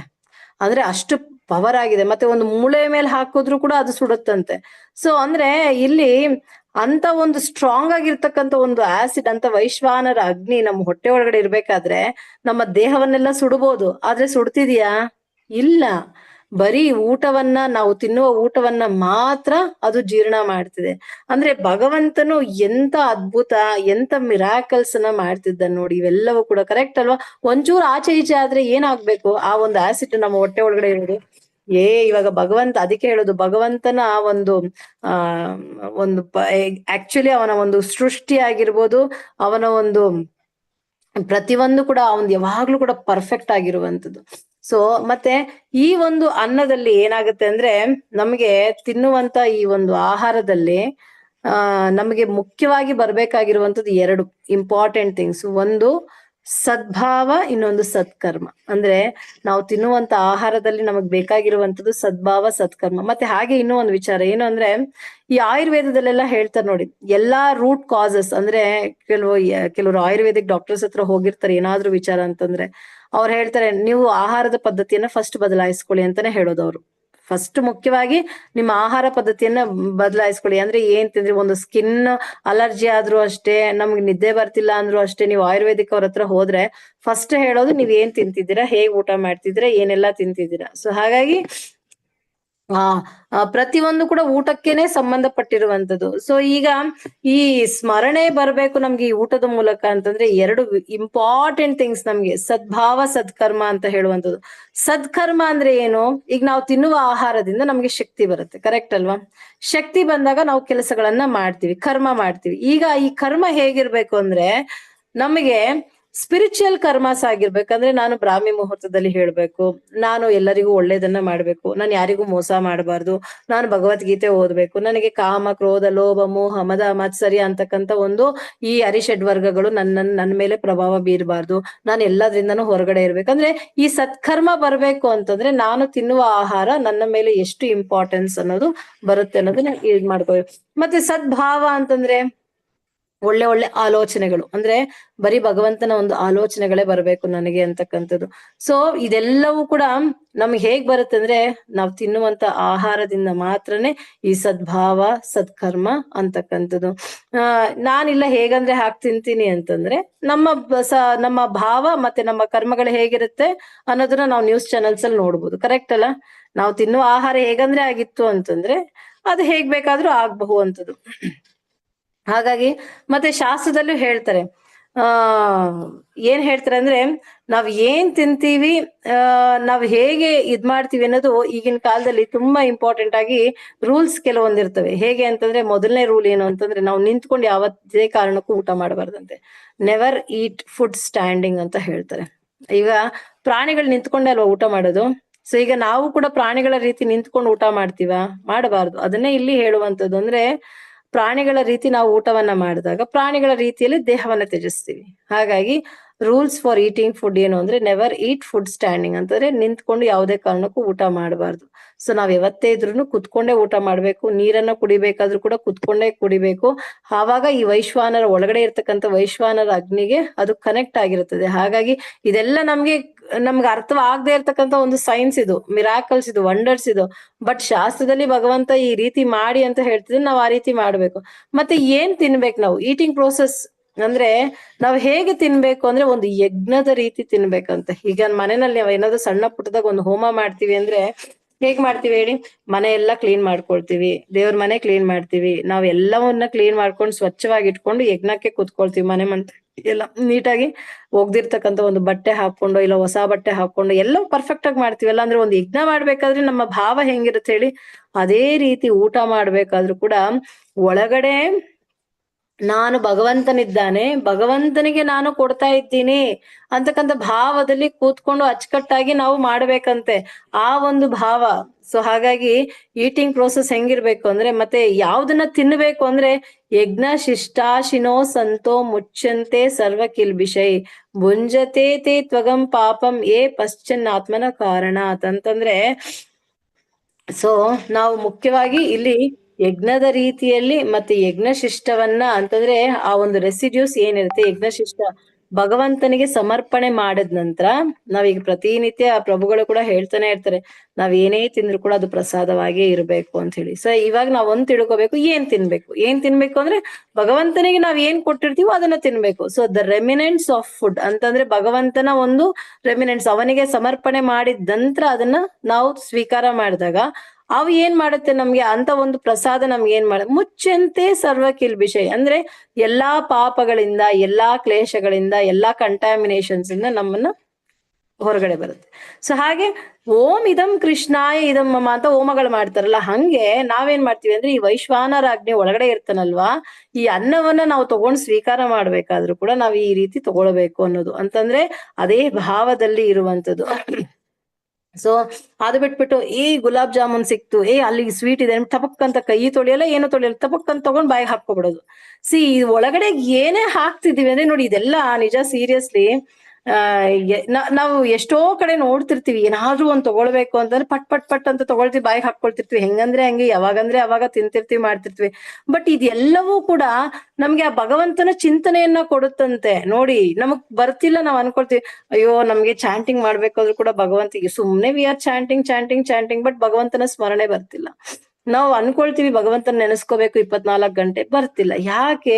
What we eat that we are ಅಲ್ವಾ. ಈಗ ನಾವು ಯಾವ ರೀತಿ ನಮ್ಮ ಆಹಾರ ಪದ್ಧತಿಯನ್ನ ಇಟ್ಕೊಂಡಿದೀವೋ ಹಾಗಾಗಿ ಅವನ ಸ್ಮರಣೆ ಬರ್ತಿಲ್ಲ. ಈಗಾದ್ರೂ ಬದಲಾಯಿಸ್ಕೋಬೇಕು. ಈಗ ಅಟ್ಲೀಸ್ಟ್ ನಮ್ಗೆ ಏನು ಅಂತಂದ್ರೆ ಭಗವಂತನ ಮೂಲಕ ಈ ಭಗವದ್ಗೀತೆಯಲ್ಲಿ ಇದೆ, ಎಸ್ಪೆಷಲಿ ಈ ಒಂದು ಪರ್ಟಿಕ್ಯುಲರ್ ಆಗಿ ವಿಚಾರಗಳನ್ನ ತಿಳ್ಕೊಳ್ತಿರೋದ್ರಿಂದ ಈಗ್ಲಾದ್ರೂ ನಾವು ಬದಲಾಯಿಸ್ಕೋಬೇಕು. ಏನಂದ್ರೆ ಅದನ್ನ ಯಾವಾಗಂದ್ರೆ ಅವಾಗ, ಹೇಗಂದ್ರೆ ಹಾಗೆ ನಾವು ತಿನ್ನುವಂತಿಲ್ಲ. ಸೊ ಯಜ್ಞದ ರೀತಿಯಲ್ಲೇ ಒಳಗಡೆ ಹಾಕ್ಬೇಕಂತೆ. ಯಜ್ಞದ ರೀತಿಯಲ್ಲಿ ಒಳಗಡೆ ಹಾಕಿದ್ವಿ ಅಂದ್ರೆ ಸದ್ಭಾವ ಸತ್ಕರ್ಮ ಬರುತ್ತೆ. ಭಾವ ಅಂದ್ರೆ ಆ ಭಗವಂತನ ಸ್ಮರಣೆ ಬರುತ್ತೆ. ಸತ್ಕರ್ಮ ಅಂದ್ರೆ ನಾನು ಒಳ್ಳೆ ಕಾರ್ಯಗಳನ್ನೇ ಮಾಡ್ಬೇಕು ಅಂತ ಬರುತ್ತಂತೆ. ಹಾಗಾಗಿ ಈ ರೀತಿಯ ವಿಚಾರಗಳು ನಮ್ಗೆ ಇಲ್ಲಿ ಹೇಳ್ತಿದೆ. ಅದು ಬಿಟ್ಟು ಮಕ್ಕಳ ರೀತಿ, ಚೈಲ್ಡಿಶ್ ಮೆಂಟಾಲಿಟಿ ರೀತಿ, ನಾನು ಅದನ್ನ ತಿನ್ಬೇಕು ಇದನ್ನ ತಿನ್ಬೇಕು ಅಂತ ಹೇಳಿ ಹೇಗಂದ್ರೆ ಹಾಗೆ ತಿನ್ನುವಂಥದ್ದು ಆಗ್ಬಾರ್ದು ಅನ್ನೋದನ್ನ ಹೇಳ್ತಿದ್ದಾರೆ. ಮತ್ತೆ ಇನ್ನೂ ಒಂದು ಇಂಪಾರ್ಟೆಂಟ್ ಥಿಂಗ್ ಏನ್ ಗೊತ್ತಾ, ಈ ಊಟದಲ್ಲಿ 2 ಲೇಯರ್ಸ್ ಇರುತ್ತೆ. ಒಂದು ಸ್ಥೂಲ, ಇನ್ನೊಂದು ಸೂಕ್ಷ್ಮ. ಈ ಸ್ಥೂಲ ಒಂದು ಲೇಯರ್ ಅನ್ನ ಏನಂತ ಕರೀತಾರೆ ಅಂದ್ರೆ ಅನ್ನಕೋಶ ಅಂತ ಕರೀತಾರೆ. ಇನ್ನೊಂದು ಸೂಕ್ಷ್ಮ ಒಂದು ಇದು ಏನು ಅಂದ್ರೆ ಬ್ರಹ್ಮಕೋಶ ಅಂತ ಕರೀತಾರೆ. ಸ್ಥೂಲ ಅಂದ್ರೆ ಗ್ರಾಸ್ ಅಂತಂದ್ರೆ ಇವಾಗ ನಾವೇನ್ ನಮಗೆ ಕಣ್ಣಿಗೆ ಕಾಣಿಸುತ್ತೆ, ನಾವು ಪ್ಲೇಟ್ ಅಲ್ಲಿ ಊಟ ಅನ್ನನೋ ಚಪಾತಿನೋ ಇನ್ನೊಂದೋ ಮತ್ತೊಂದೋ ಇಟ್ಕೊಳ್ತೀವಲ್ಲ, ಇದೆಲ್ಲ ನಮ್ಮ ಕಣ್ಣಿಗೆ ಕಾಣಿಸ್ತಿರುತ್ತೆ. ಇದನ್ನ ಸ್ಥೂಲವಾಗಿ ನೋಡುವಂಥದ್ದು. ಇದನ್ನ ನಾವು ತಿಂದಾಗ ಏನಾಗುತ್ತೆ ಅಂದ್ರೆ, ಇದನ್ನ ತಿನ್ನೋದು ಅಂದ್ರೆ ಫಸ್ಟ್ ಭಗವಂತನಿಗೆ ಅರ್ಪಣೆ ಮಾಡಿರ್ತೀವಿ, ಅನಂತರ ಪ್ರಸಾದವನ್ನ. ಇದನ್ನ ನಾವು ತಿಂದಾಗ ಇದ್ರಲ್ಲಿ ನಮ್ಗೆ ಬೇಕಾಗಿರ್ತಕ್ಕಂಥ nutrients, iron, potassium, sodium, vitamins, ಇನ್ನೊಂದು ಮತ್ತೊಂದು ಎಲ್ಲ ಬರುತ್ತೆ. ನಮ್ಮ ದೇಹವು ಬಲಾಢ್ಯವಾಗುತ್ತೆ. ಸೊ ಇದು ಬೇಸಿಕ್ ವರ್ಕ್, ಇದು ಸ್ಥೂಲ. ಓಕೆನಾ? ಈಗ ಸ್ಮರಣೆ ಅನ್ನೋದು ಸೂಕ್ಷ್ಮ ಅಲ್ವಾ.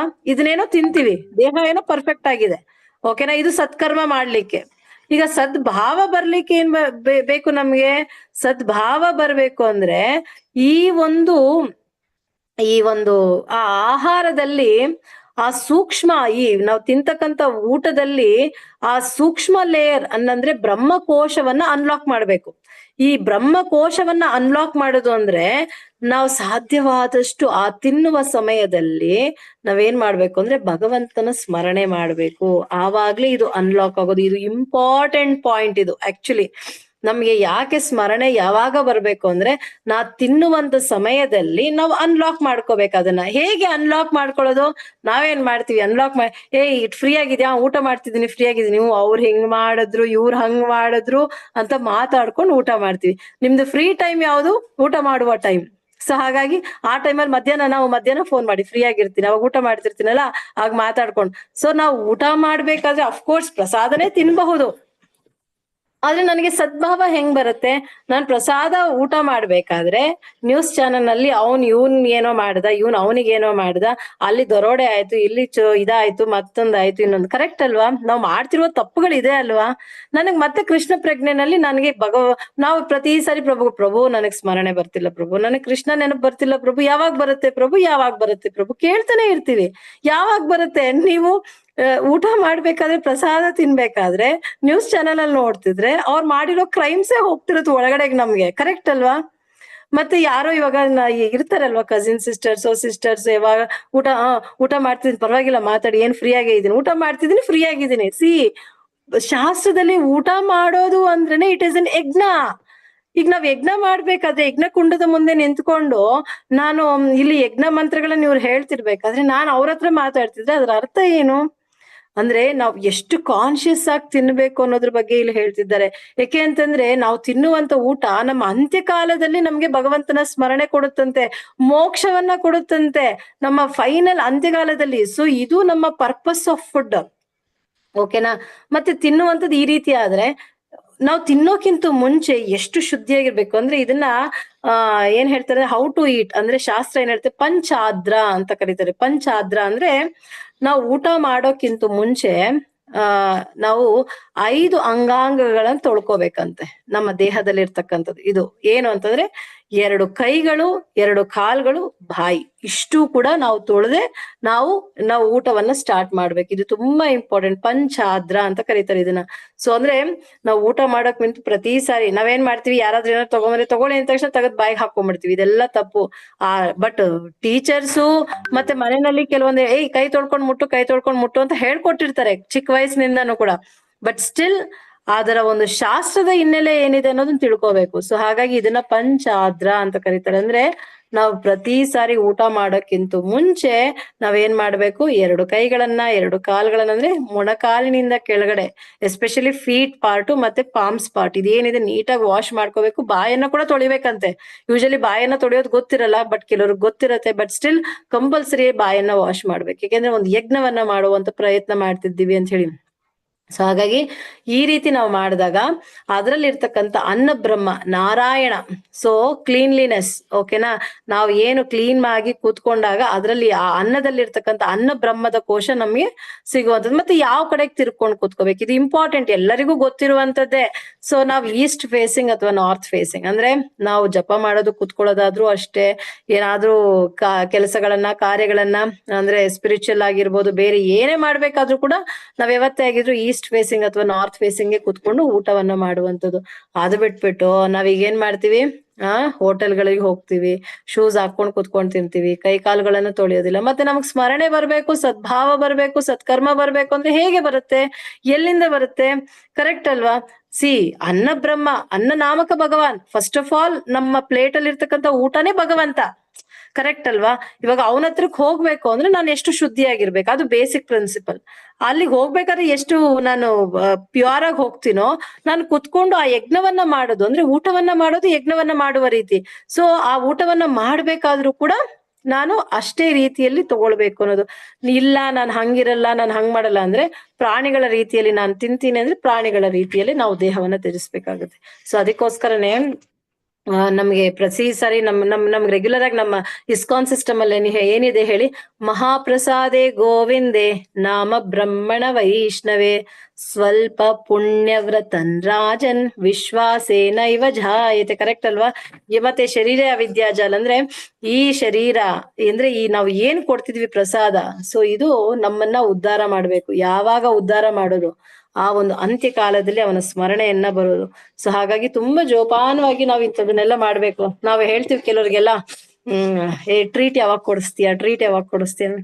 ಏನ್ ಟ್ರೀಟ್ ಕೊಡ್ಸೋದು ಅಂದ್ರೆ ಆ ಪಾಪವನ್ನ ತಿನ್ನೋದಕ್ಕ ಟ್ರೀಟ್ ಕೇಳೋದು ನಾವು. ಅಂದ್ರೆ ನಮಗ್ ಪಾಪ ಕೊಡಿ ಅಂತ ಇದನ್ನ ಕೇಳಿದಾಗೆಲ್ಲ ನನಗೀಗೆಲ್ಲ ಅದು ಇದು ಎಷ್ಟು ರಿವೈಸ್ ನಮಗಾಗುತ್ತೆ ಅಂದ್ರೆ, ನಾವು ಎಷ್ಟೋ ಜನನ ಕೇಳ್ತಿರ್ತೀವಿ, ನೀವು ಟ್ರೀಟ್ ಕೊಡ್ಸಿ. ಅವ್ರು ಎಲ್ಲಿ ಮಾಡಿರ್ತಾರೋ, ಅವ್ರ ಭಾವ ಹೆಂಗಿರುತ್ತೋ, ಏನಂದ್ರೆ ನಾವ್ ಹೆಂಗ್ ತಿಂತೀವೋ, ಅವ್ರು ಮಾಡೋರ್ ಹೆಂಗಿರ್ತಾರೋ ಗೊತ್ತಿಲ್ಲ. ಕರೆಕ್ಟ್ ಅಲ್ವಾ?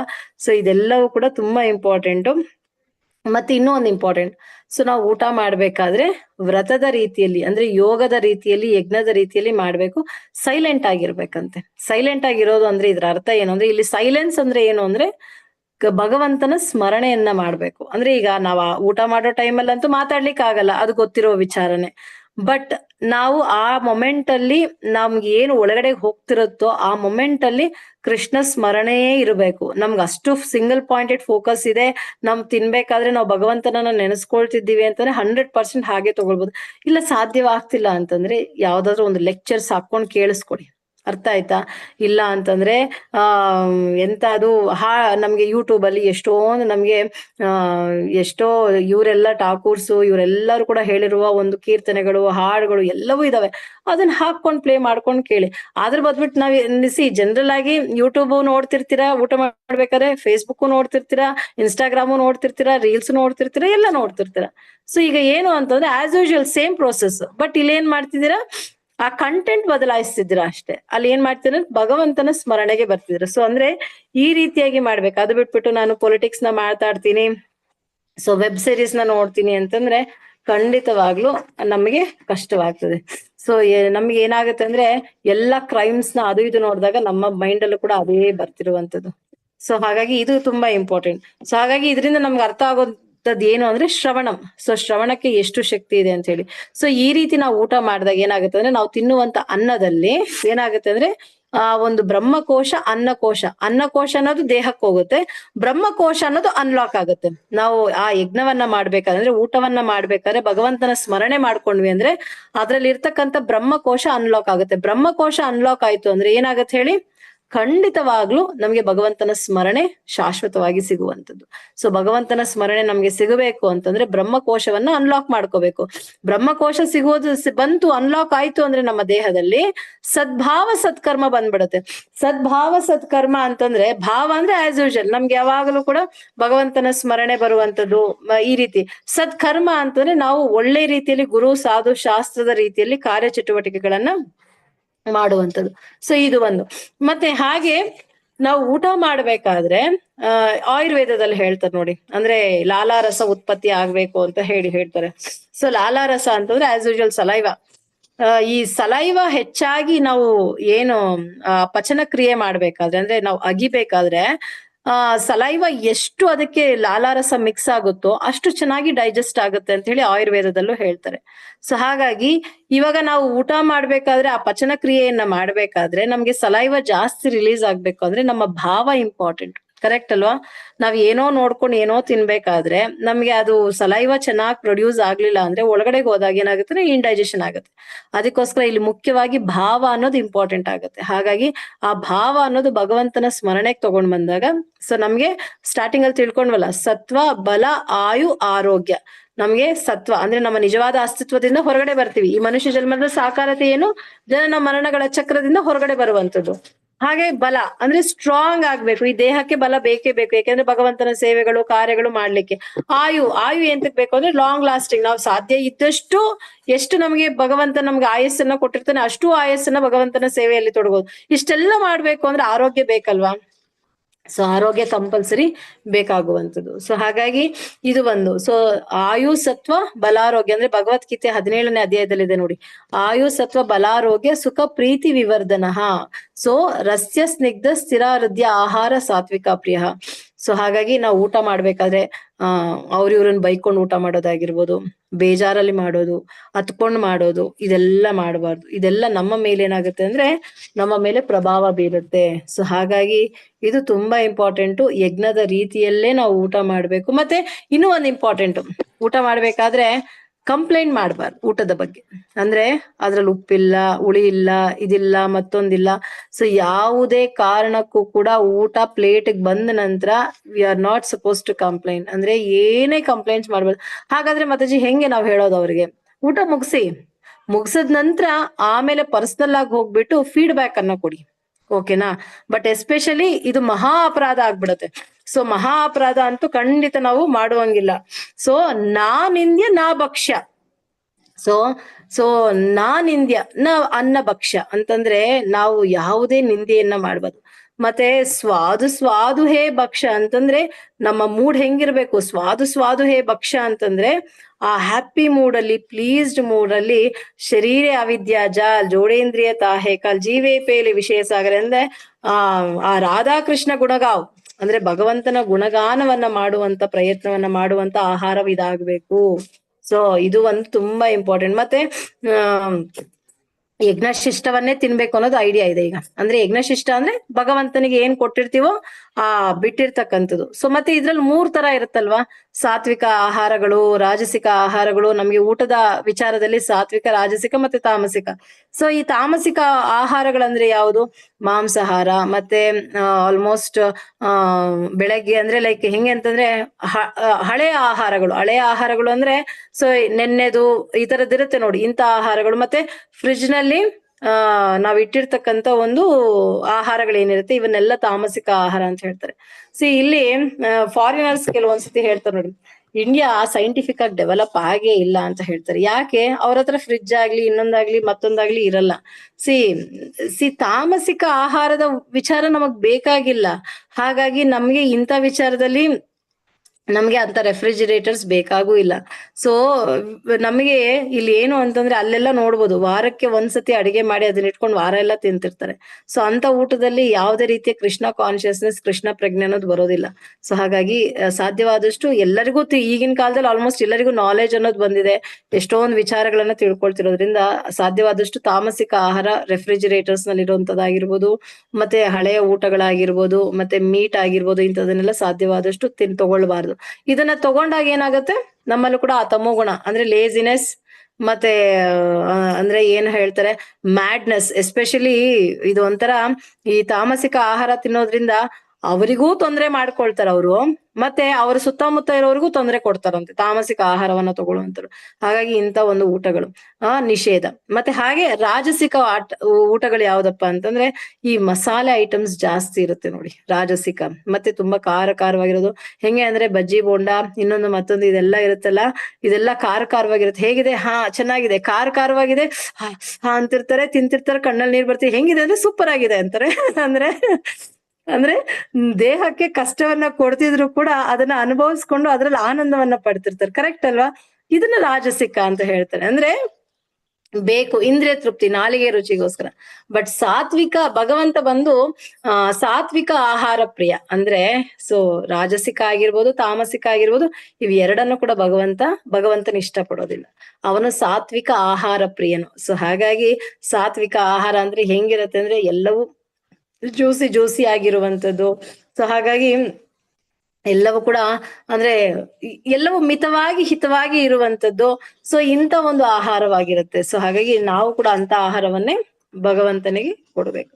ಮತ್ತೆ ಇಲ್ಲಿ ಇನ್ನೂ ಒಂದು ಇಂಪಾರ್ಟೆಂಟ್ ವಿಚಾರ ಏನಪ್ಪಾ ಅಂದ್ರೆ, ಶಾಸ್ತ್ರದಲ್ಲಿ ಸ್ಟ್ರಿಕ್ಟ್ ಆಗಿ ಒಂದು ವಿಚಾರವನ್ನ ಹೇಳಿದ್ದಾರೆ, ಪರಾನ್ನ ನ ಭೋಜನ, ಪರಾನ್ನ ನ ಭೋಜನ ಅಂತ ಹೇಳ್ತಿದ್ದಾರೆ. ಪರಾನ್ನ ಅಂದ್ರೆ ಇಲ್ಲಿ ಪರಾನ್ನ ಅಂತ ಬಂದಾಗ ನಮ್ಗೆ 2-3 ಮೀನಿಂಗ್ಸ್ ತಗೋಬಹುದು. ಅಂದ್ರೆ ಬೇರೆಯವರ ಅದರ್ಸ್ ಫುಡ್ ಅಂದ್ರೆ ಬೇರೆಯವರು ಮಾಡಿರ್ತಕ್ಕಂಥ ಅಡಿಗೆಗಳನ್ನ ತಗೊಳ್ಬಾರ್ದು ಅನ್ನೋದು ಒಂದಾದ್ರೆ, ಅಂದ್ರೆ ಬೇರೆಯವ್ರು ಮಾಡಿರೋ ಅಡಿಗೆಗಳನ್ನ ತಗೊಳ್ಬಾರ್ದು ಅಂತಂದ್ರೆ ಅವ್ರು ಯಾವ ಭಾವದಲ್ಲಿ ಮಾಡ್ತಾರೋ, ಹೇಗ್ ಮಾಡ್ತಾರೋ, ಸೊ ಅದರಿಂದ ನಮ್ಮ ಕೃಷ್ಣ ಪ್ರಜ್ಞೆ ಮುಂದುವರಿಯಲ್ಲ. ಸೊ ಇದು ಒಂದು ಇಂಪಾರ್ಟೆಂಟ್. ಸೊ ಪರಾನ್ನ ಭೋಜನ. ಸೊ ಹಾಗಾಗಿ ಬೇರೆಯವ್ರು ಮಾಡಿರುವಂತ ಅಡಿಗೆಗಳನ್ನ ಖಂಡಿತ ಯಾವುದೇ ಕಾರಣಕ್ಕೂ ತಗೊಳ್ಬಾರ್ದು. ಇನ್ನೊಂದು ಪರಾನ್ನ ಭೋಜನ ಅಂದ್ರೆ ಬೇರೆಯವರ ಜೂಟ, ಅಂದ್ರೆ ಲೈಕ್ ಏನ್ ಹೇಳ್ತಾರೆ ಎಂಜಿಲು, ಬೇರೆಯವರು ತಿಂದು ಬಿಟ್ಟಿರ್ತಾರಲ್ಲ ಅಂತದನ್ನ ಯಾವುದೇ ಕಾರಣಕ್ಕೂ ತಗೊಳ್ಬಾರ್ದು. ಈಗ ನೋಡಿ ಇದು ಹೆಂಗೆ ಅಂದ್ರೆ ಈಗಿನ ಕಾಲದಲ್ಲಿ ಬೇರೆಯವ್ರು ತಿಂದು ಬಿಟ್ಟಿರೋದೆಲ್ಲ ಈಗ ಫಾರಿನರ್ಸ್ ನೋಡ್ಬೋದು. ಆ ಒಂದು ಆಫೀಸ್ ಇರುತ್ತೆ, ಇವ್ರು ತಿಂತಿರ್ತಾರೆ, ಎಲ್ಲಾರು ಒಂದ್ರಲ್ಲೇ ತಿಂತಿರ್ತಾರೆ, ಹೀಗೆಲ್ಲ ಮಾಡ್ತಿರ್ತಾರೆ. ಅಂತ ಒಂದು ಫಾರಿನ್ ಕಂಟ್ರೀಸ್ ಅಲ್ಲಿ ನೀವು ನೋಡ್ಬೋದು ಡಿವೋರ್ಸ್ ಕೇಸಸ್ ಜಾಸ್ತಿ ಇರುತ್ತೆ. ಕರೆಕ್ಟ್ ಅಲ್ಲ? ಡಿವೋರ್ಸ್ ಕೇಸಸ್ ಜಾಸ್ತಿ ಯಾಕಾಗತ್ತೆ? ಇವು ಯಾವಾಗ್ಲೂ ಬೇರೆ ಅವ್ರ ಆಫೀಸ್ ನಲ್ಲಿರೋರು ಎಂಜಲು ಅದು ಇದು ತಿನ್ಕೊಂಡ್ ಏನಾಗಿರುತ್ತೆ ಅಂದ್ರೆ ಮನೆಯಲ್ಲಿರೋ ಹೆಂಡತಿನೇ ಮರ್ತ್ ಹೋಗ್ಬಿಟ್ಟಿರ್ತಾರೆ. ನೋಡಿ ಸ್ಮರಣೆ ಹೇಗಿರುತ್ತೆ ಅಂತ ಹೇಳಿ. ಇದು ನಾವು ಗೊತ್ತಾಗಲ್ಲ, ಬಟ್ ಒಳಗಡೆ ಇರ್ತಕ್ಕಂಥ ಸೂಕ್ಷ್ಮಗಳು ಇವೆಲ್ಲ. ಅದೇ ಇವಾಗ ಹೆಂಡತಿ ಗಂಡನ್ ಮರ್ತ್ ಹೋಗ್ತಾಳೆ, ಗಂಡ ಮತ್ತೆ ಹೇಳ್ತಾರೆ ಫೋನಲ್ಲಿ ಯಾವಾಗ ಒಂದ್ಸತಿ ನಿನ್ನ ಮರ್ತ್ ಬಿಟ್ಟಿದ್ಯಾ ಅಂದ್ರೆ ಎಲ್ಲಿ ನೆನಪು ಬರ್ಬೇಕು? ಬೇರೆಯವ್ರ ಎಂಜಲು ಅದು ಇದು ತಿಂದಾಗ ಹೇಗ್ ನೆನಪು ಬರುತ್ತೆ? ಕರೆಕ್ಟ್ ಅಲ್ವಾ? ಸೊ ಅಂದ್ರೆ ಅಲ್ಲಿ ಅದಕ್ಕೆ ಡಿವೋರ್ಸ್ ಕೇಸಸ್ ಎಲ್ಲ ಜಾಸ್ತಿ. ಅದಕ್ಕೆ ಯಾವುದೇ ಕಾರಣಕ್ಕೂ ಯಾರ ಎಂಜಲು ಯಾರು ತಿನ್ಲೇಬಾರ್ದು. ಇದು ಇಂಪಾರ್ಟೆಂಟ್ ಆಗಿರ್ತಕ್ಕಂಥ ವಿಚಾರ. ಬರೀ ಭಗವಂತನ ಒಂದು ಏನು ಯಜ್ಞಶಿಷ್ಟ, ಭಗವಂತನಿಗೆ ನಾವ್ ಏನ್ ಸಮರ್ಪಣೆ ಮಾಡಿರ್ತೀವೋ ಅದನ್ನ ಮಾತ್ರ ತಗೊಳ್ಬೇಕು. ಇನ್ನೂ ಒಂದು ವಿಚಾರ ಇದೆ. ಈಗ ಸಾಧ್ಯವಾದಷ್ಟು ಈಗ ಗಂಡ ಹೆಂಡತಿ ಅಂದ ಮತ್ತಜಿ ಹಾಗಾದ್ರೆ ನಮ್ಮ ಪ್ರಭುಗಳದ್ದು ನಾವು ತಿನ್ಬಾರ್ದ ಗಂಡಂದಿರ್ದು ಎಂಜಲು ಅಂದ್ರೆ ಖಂಡಿತ ತಗೊಳ್ಬೋದು, ಅಂಟಿಲ್ ಅನ್ಲೆಸ್ ಅವ್ರ ಭಕ್ತರಾಗಿದ್ರೆ ಮಾತ್ರ. ಇಲ್ಲ ಅಂತಂದ್ರೆ ಅದನ್ನು ತೆಗೆದು ಬಿಸಾಕಬೇಕು. ಇದು ಇಂಪಾರ್ಟೆಂಟ್. ಓಕೆ. ಸೊ ಹಾಗಾಗಿ ಇದು ಒಂದು ಫುಡ್ ಅಲ್ಲಿ ನಾವು ಪರಾನ್ನ ಭೋಜನ, ಇದು ಒಂದು ಇಂಪಾರ್ಟೆಂಟ್. ಸೊ ಮತ್ತೆ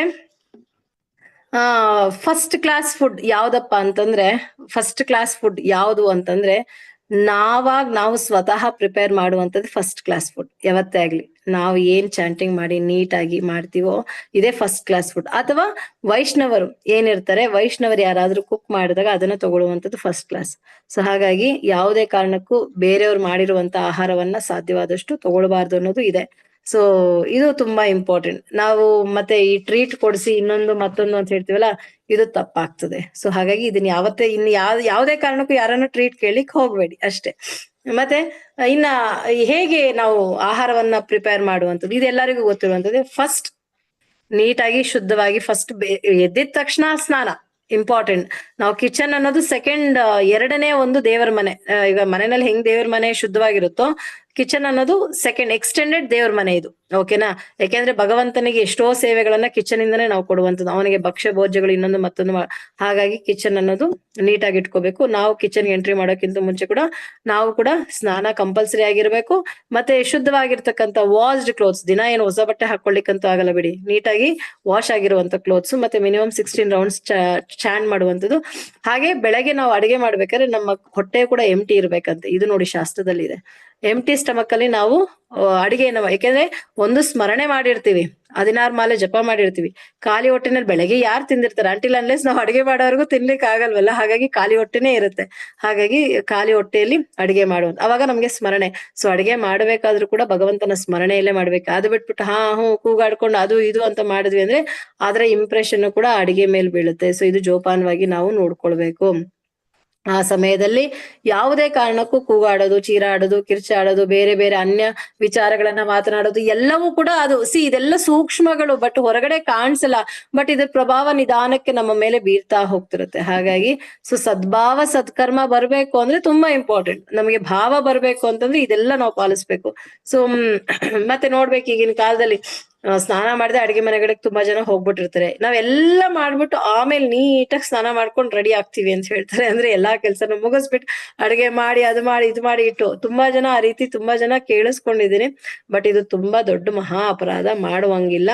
ಸೊ ಹಾಗಾಗಿ ನಾವು ಜೋಪಾನವಾಗಿ ಈ ರೀತಿಯೇ ಪಾಲಿಸ್ಬೇಕು. ಮತ್ತೆ ಏಕಾದಶಿ ದಿನ ಕಂಪಲ್ಸರಿ ಫಾಸ್ಟಿಂಗ್ ಮಾಡುವಂಥದ್ದು, ಜನ್ಮಾಷ್ಟಮಿ ದಿನ ಫಾಸ್ಟಿಂಗ್ ಮಾಡುವಂಥದ್ದು, ನಮ್ಗಿರುತ್ತಲ್ಲ ರಾಧಾಷ್ಟಮಿ, ಮತ್ತೆ ಎಲ್ಲಾ ತರ ನಮ್ಗೆ ಏನು ಆಸ್ ಪರ್ ರೂಲ್ಸ್ ರೆಗ್ಯುಲೇಷನ್ ಶಾಸ್ತ್ರದ ಪ್ರಕಾರ ಇರುತ್ತೆ. ಮತ್ತೆ ಆಚಾರ್ಯರ ಒಂದು ಅಪಿಯರೆನ್ಸ್ ಮತ್ತೆ ಡಿಸ್ಅಪಿಯರೆನ್ಸ್ ಡೇ, ಈ ತರದೆಲ್ಲ ಏನಿರುತ್ತೆ ಇದು. ಮತ್ತೆ ಯಾವಾಗ ತಿನ್ಬೇಕು ಏನು ಅಂತಂದ್ರೆ ಸಾಧ್ಯವಾದಷ್ಟು ಬೆಳಗಿನ ಜಾವ ಬ್ರೇಕ್ಫಾಸ್ಟ್ ವಿತಿನ್ 9 o'clock ತಿನ್ನುವಂಥದ್ದು. ಸೊ ಇದು ಮತ್ತೆ ಮಧ್ಯಾಹ್ನ ಅಷ್ಟೇ 12:30 to 1 o'clock ಅಂದ್ರೆ ಈ ಸಮಯದಲ್ಲಿ ತಿನ್ನುವಂಥದ್ದು. ಎಸ್ಪೆಷಲಿ ಇವೆರಡು ಬಿಗ್, ಅಂದ್ರೆ ಅತಿಯಾಗಿರ್ತಕ್ಕಂಥ ಒಂದು ಬಿಗ್ ಮೀಲ್ಸ್ ಅಂತ ಏನ್ ಕರಿತೀವಿ, ಇವೆರಡು, ಬೆಳಗ್ಗೆ ಬ್ರೇಕ್ಫಾಸ್ಟ್ ಆಗಿರ್ಬೋದು, ಮಧ್ಯಾಹ್ನ ಊಟ ಆಗಿರ್ಬೋದು. ಇದು ಜಾಸ್ತಿ ಅಂತಂದ್ರೆ ನಾರ್ಮಲ್ ನಮಗೆ ಜಾಸ್ತಿ ತಗೊಳ್ಳೋದು ಅಂದ್ರೆ ಹೆಂಗೆ ಗೊತ್ತಾ, ನನಗೆ ಇನ್ನೊಂದ್ ಸ್ವಲ್ಪ ತಿನ್ಬೇಕು ಅಂತ ಅನ್ನಿಸ್ತಿದೆ ಅನ್ನೋ ಅಷ್ಟೊತ್ತಿಗೆ ಸ್ಟಾಪ್ ಮಾಡುವಂಥದ್ದು. ಅಂದ್ರೆ ಹೊಟ್ಟೆ ನನಗೆ ಇಲ್ಲಿವರೆಗೂ ಕಂಠ ಪೂರ್ತಿ ತಿಂದಿದ್ದೀನಿ, ಈ ರೀತಿ ಮಾಡಬಾರ್ದು. ಅಂದ್ರೆ ನನಗೆ ಇನ್ನೊಂಚೂರು ತಿನ್ಬೇಕು ಅಂತ ಅನ್ನಿಸ್ತಿದೆ ಅನ್ನೋ ಅಷ್ಟೊತ್ತಿಗೆ ನಾವು ನಿಲ್ಲಿಸ್ಬೇಕಂತೆ. ಸೊ ಇದು ಆಕ್ಚುಯಲ್ ಫುಡ್. ಸೊ ಇದು ಒಂದು. ಮತ್ತೆ ನಾವು ಊಟದ ಒಂದು ಪದ್ಧತಿನೂ ಅಷ್ಟೇ. ಈಗ ನಮ್ಗೆ ನೋಡಿ, ಪ್ರಕೃತಿಯಲ್ಲಿ ಭಗವಂತ ಎಲ್ಲಾ ರೀತಿಯ ಸೂಚನೆಗಳನ್ನ ಕೊಡ್ತಾನೆ. ಹೇಗೆ ಸೂಚನೆಗಳನ್ನ ಕೊಡ್ತಾನೆ ಅಂದ್ರೆ, ಈಗ ಸೂರ್ಯನ ಉದಯವಾಗ್ತಿದ್ದಂಗೆನೆ ಸೂರ್ಯನ ಒಂದು ತೀಕ್ಷ್ಣತೆ ಜಾಸ್ತಿ ಆಗ್ತಾ ಇರುತ್ತೆ. ಸೊ ತೀಕ್ಷ್ಣತೆ ಜಾಸ್ತಿ ಆಗ್ತಿದ್ದಷ್ಟು ನಾವು ತಗೊಳ್ಬಹುದು, ನಮ್ಗೆ ಅದು ಪರ್ಮಿಷನ್ ಇದೆ. ಸೂರ್ಯನ ಕಿರಣಗಳು ಕಡಿಮೆ ಆಗ್ತಿದ್ದಂಗೆನೆ, ಅಂದ್ರೆ ಮಧ್ಯಾಹ್ನದ ಮೇಲೆ ಸೂರ್ಯನ ಕಿರಣಗಳು ಕಡಿಮೆ ಆಗ್ತಿದ್ದಂಗೆನೆ ರಾತ್ರಿ ಆಗ್ತಿದ್ದಂಗೆನೆ ಏನಾಗುತ್ತೆ, ನಾವು ತಗೊಳ್ಳುವಂಥದ್ದು ಕಡಿಮೆ ಮಾಡ್ಬೇಕು. ಅದನ್ನೇ ಹೇಳೋದು, ರಾತ್ರಿ ಹೊತ್ತು ಸಾಧ್ಯವಾದಷ್ಟು ಜಾಸ್ತಿ ತಗೊಳ್ಬಾರ್ದು. ಸೊ ಎಷ್ಟು ಬೇಗ ಆಗುತ್ತೋ, ಸೂರ್ಯನು ಮುಳುಗೋದ್ರೊಳಗಡೆನೆ ನಮ್ಮ ಊಟವೆಲ್ಲ ಮುಗಿಬೇಕಂತೆ ಆಸ್ ಪರ್ ಶಾಸ್ತ್ರ. ಓಕೆನಾ? ಸೊ ಯಾಕೆ ಅಂತಂದ್ರೆ ನಮ್ಮಲ್ಲಿ ಅವಾಗ ಡೈಜೆಸ್ಟಿವ್ ಸಿಸ್ಟಮ್ ಅಷ್ಟು ಚೆನ್ನಾಗಿ ತೀವ್ರವಾಗಿ ವರ್ಕ್ ಆಗಲ್ಲ. ಅವಾಗ್ಲೇ ಕಾಯಿಲೆಗಳು. ಈಗ ನೋಡ್ಬೋದು, ತುಂಬಾ ಜನ 10:30 ತಿನ್ನೋದು, 11 ಗಂಟೆಗೆ ತಿನ್ನೋದು, 12 ಗಂಟೆಗೆ ತಿನ್ನೋದು, ಇದೆಲ್ಲ ತಿಂದಾಗ ಏನಾಗುತ್ತೆ ಅಂದ್ರೆ ಕಂಪಲ್ಸರಿಲಿ ಆರೋಗ್ಯ ಕೆಡುತ್ತೆ. ಆರೋಗ್ಯ ಕೆಟ್ಟಾಗ ದೇಹ ಹೋಗುತ್ತೆ. ದೇಹ ನಮ್ಗೆ ಕೆಲಸ ಸರಿಯಾಗಿ ಮಾಡ್ಲಿಲ್ಲ ಅಂತಂದ್ರೆ ನಮ್ಮ ಕಾನ್ಶಿಯಸ್, ಕರೆಕ್ಟ್ ಅಲ್ವಾ, ನಮ್ಮ ಕಾನ್ಶಿಯಸ್ ಹೋಗುತ್ತೆ. ಕಾನ್ಶಿಯಸ್ ಕೆಟ್ಟಾಗ ಏನಾಗುತ್ತೆ ಅಂದ್ರೆ ನಾವು ಹಿಡ್ತಿರುವಂತ ಯಾವ ಕೆಲಸ ಕಾರ್ಯಗಳು, ಅದು ಭೌತಿಕವಾಗಿ ಆಗಿರ್ಬೋದು, ಆಗಿರ್ಬೋದು, ಯಾವುದು ಕೂಡ ಸಕ್ಸಸ್ ಆಗೋದಿಲ್ಲ. ಸೊ ಇದು ಒಂದು ಇಂಪಾರ್ಟೆಂಟ್. ಮತ್ತೆ ನಾವು ತಿನ್ನುವಂತ ಆಹಾರ ನಮ್ಮ ಹೊಟ್ಟೆಯಲ್ಲಿ ಎಷ್ಟಿರ್ಬೇಕು ಅಂದ್ರೆ 50% ಮಾತ್ರ ಇರ್ಬೇಕಂತೆ. 50% ಊಟ ಇರಬೇಕು, ಇನ್ನ 25% ನೀರ್ ಇರ್ಬೇಕು. ಅಂದ್ರೆ ಊಟದ ಮಧ್ಯದಲ್ಲಿ ನೀರನ್ನ ಜಾಸ್ತಿ ತಗೊಳ್ಬಾರ್ದು, ಓನ್ಲಿ ಸಿಪ್ ಮಾತ್ರನೇ, ಚೂರು. ಊಟ ಆದ ನಂತರ 1.5 ಅವರ್ ಆದ ನಂತರ ನಾವು ನೀರನ್ನ ತಗೊಳ್ಬೇಕು. ಸೊ ಇದೆಲ್ಲ ಬೇಸಿಕ್ ಒಂದು ವಿಚಾರಗಳು. ಹಾಗಾಗಿ ಇದೆಲ್ಲವೂ ಇಂಪಾರ್ಟೆಂಟು. ಸೊ ನಾವ್ ಇದನ್ನೆಲ್ಲದ್ರ ಕಡೆನೂ ಕೂಡ ನಾವು ಗಮನವನ್ನ ಕೊಡಬೇಕು. ಇದಿಷ್ಟು ವಿಚಾರಗಳು.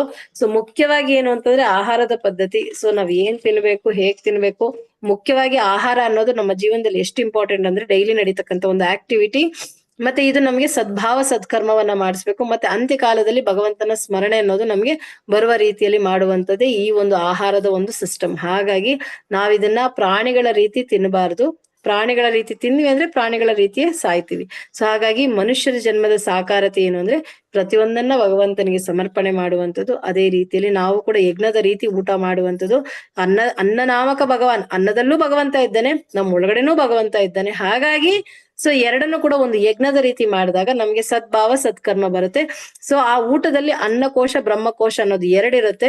ಸೊ ಅನ್ನಕೋಶ ಅನ್ನೋದು ನಮ್ಮ ದೇಹಕ್ಕೆ ಬೇಕಾಗಿರ್ತಕ್ಕಂಥ ಎಲ್ಲಾ ವಿಟಮಿನ್ಸ್ ಇನ್ನೊಂದು ಮತ್ತೊಂದು ಎಲ್ಲ ಪ್ರೊಡ್ಯೂಸ್ ಮಾಡುವಂಥದ್ದು. ಬ್ರಹ್ಮಕೋಶ ಅನ್ನುವಂಥದ್ದು ಏನು ಅಂದ್ರೆ ಆ ಒಂದು ಸೂಕ್ಷ್ಮವಾಗಿರುವಂಥದ್ದು. ಸೊ ಆ ಬ್ರಹ್ಮಕೋಶದಲ್ಲೇ ನಮ್ಗೆ ಸದ್ಭಾವ ಸತ್ಕರ್ಮ ಕೊಡುವಂಥದ್ದು. ಇದನ್ನ ಅನ್ಲಾಕ್ ಮಾಡ್ಬೇಕು ಅಂದ್ರೆ ನಾವು ಊಟ ಮಾಡುವ ಸಮಯದಲ್ಲಿ ಭಗವಂತನ ಸ್ಮರಣೆ ಮಾಡುವಂಥದ್ದು.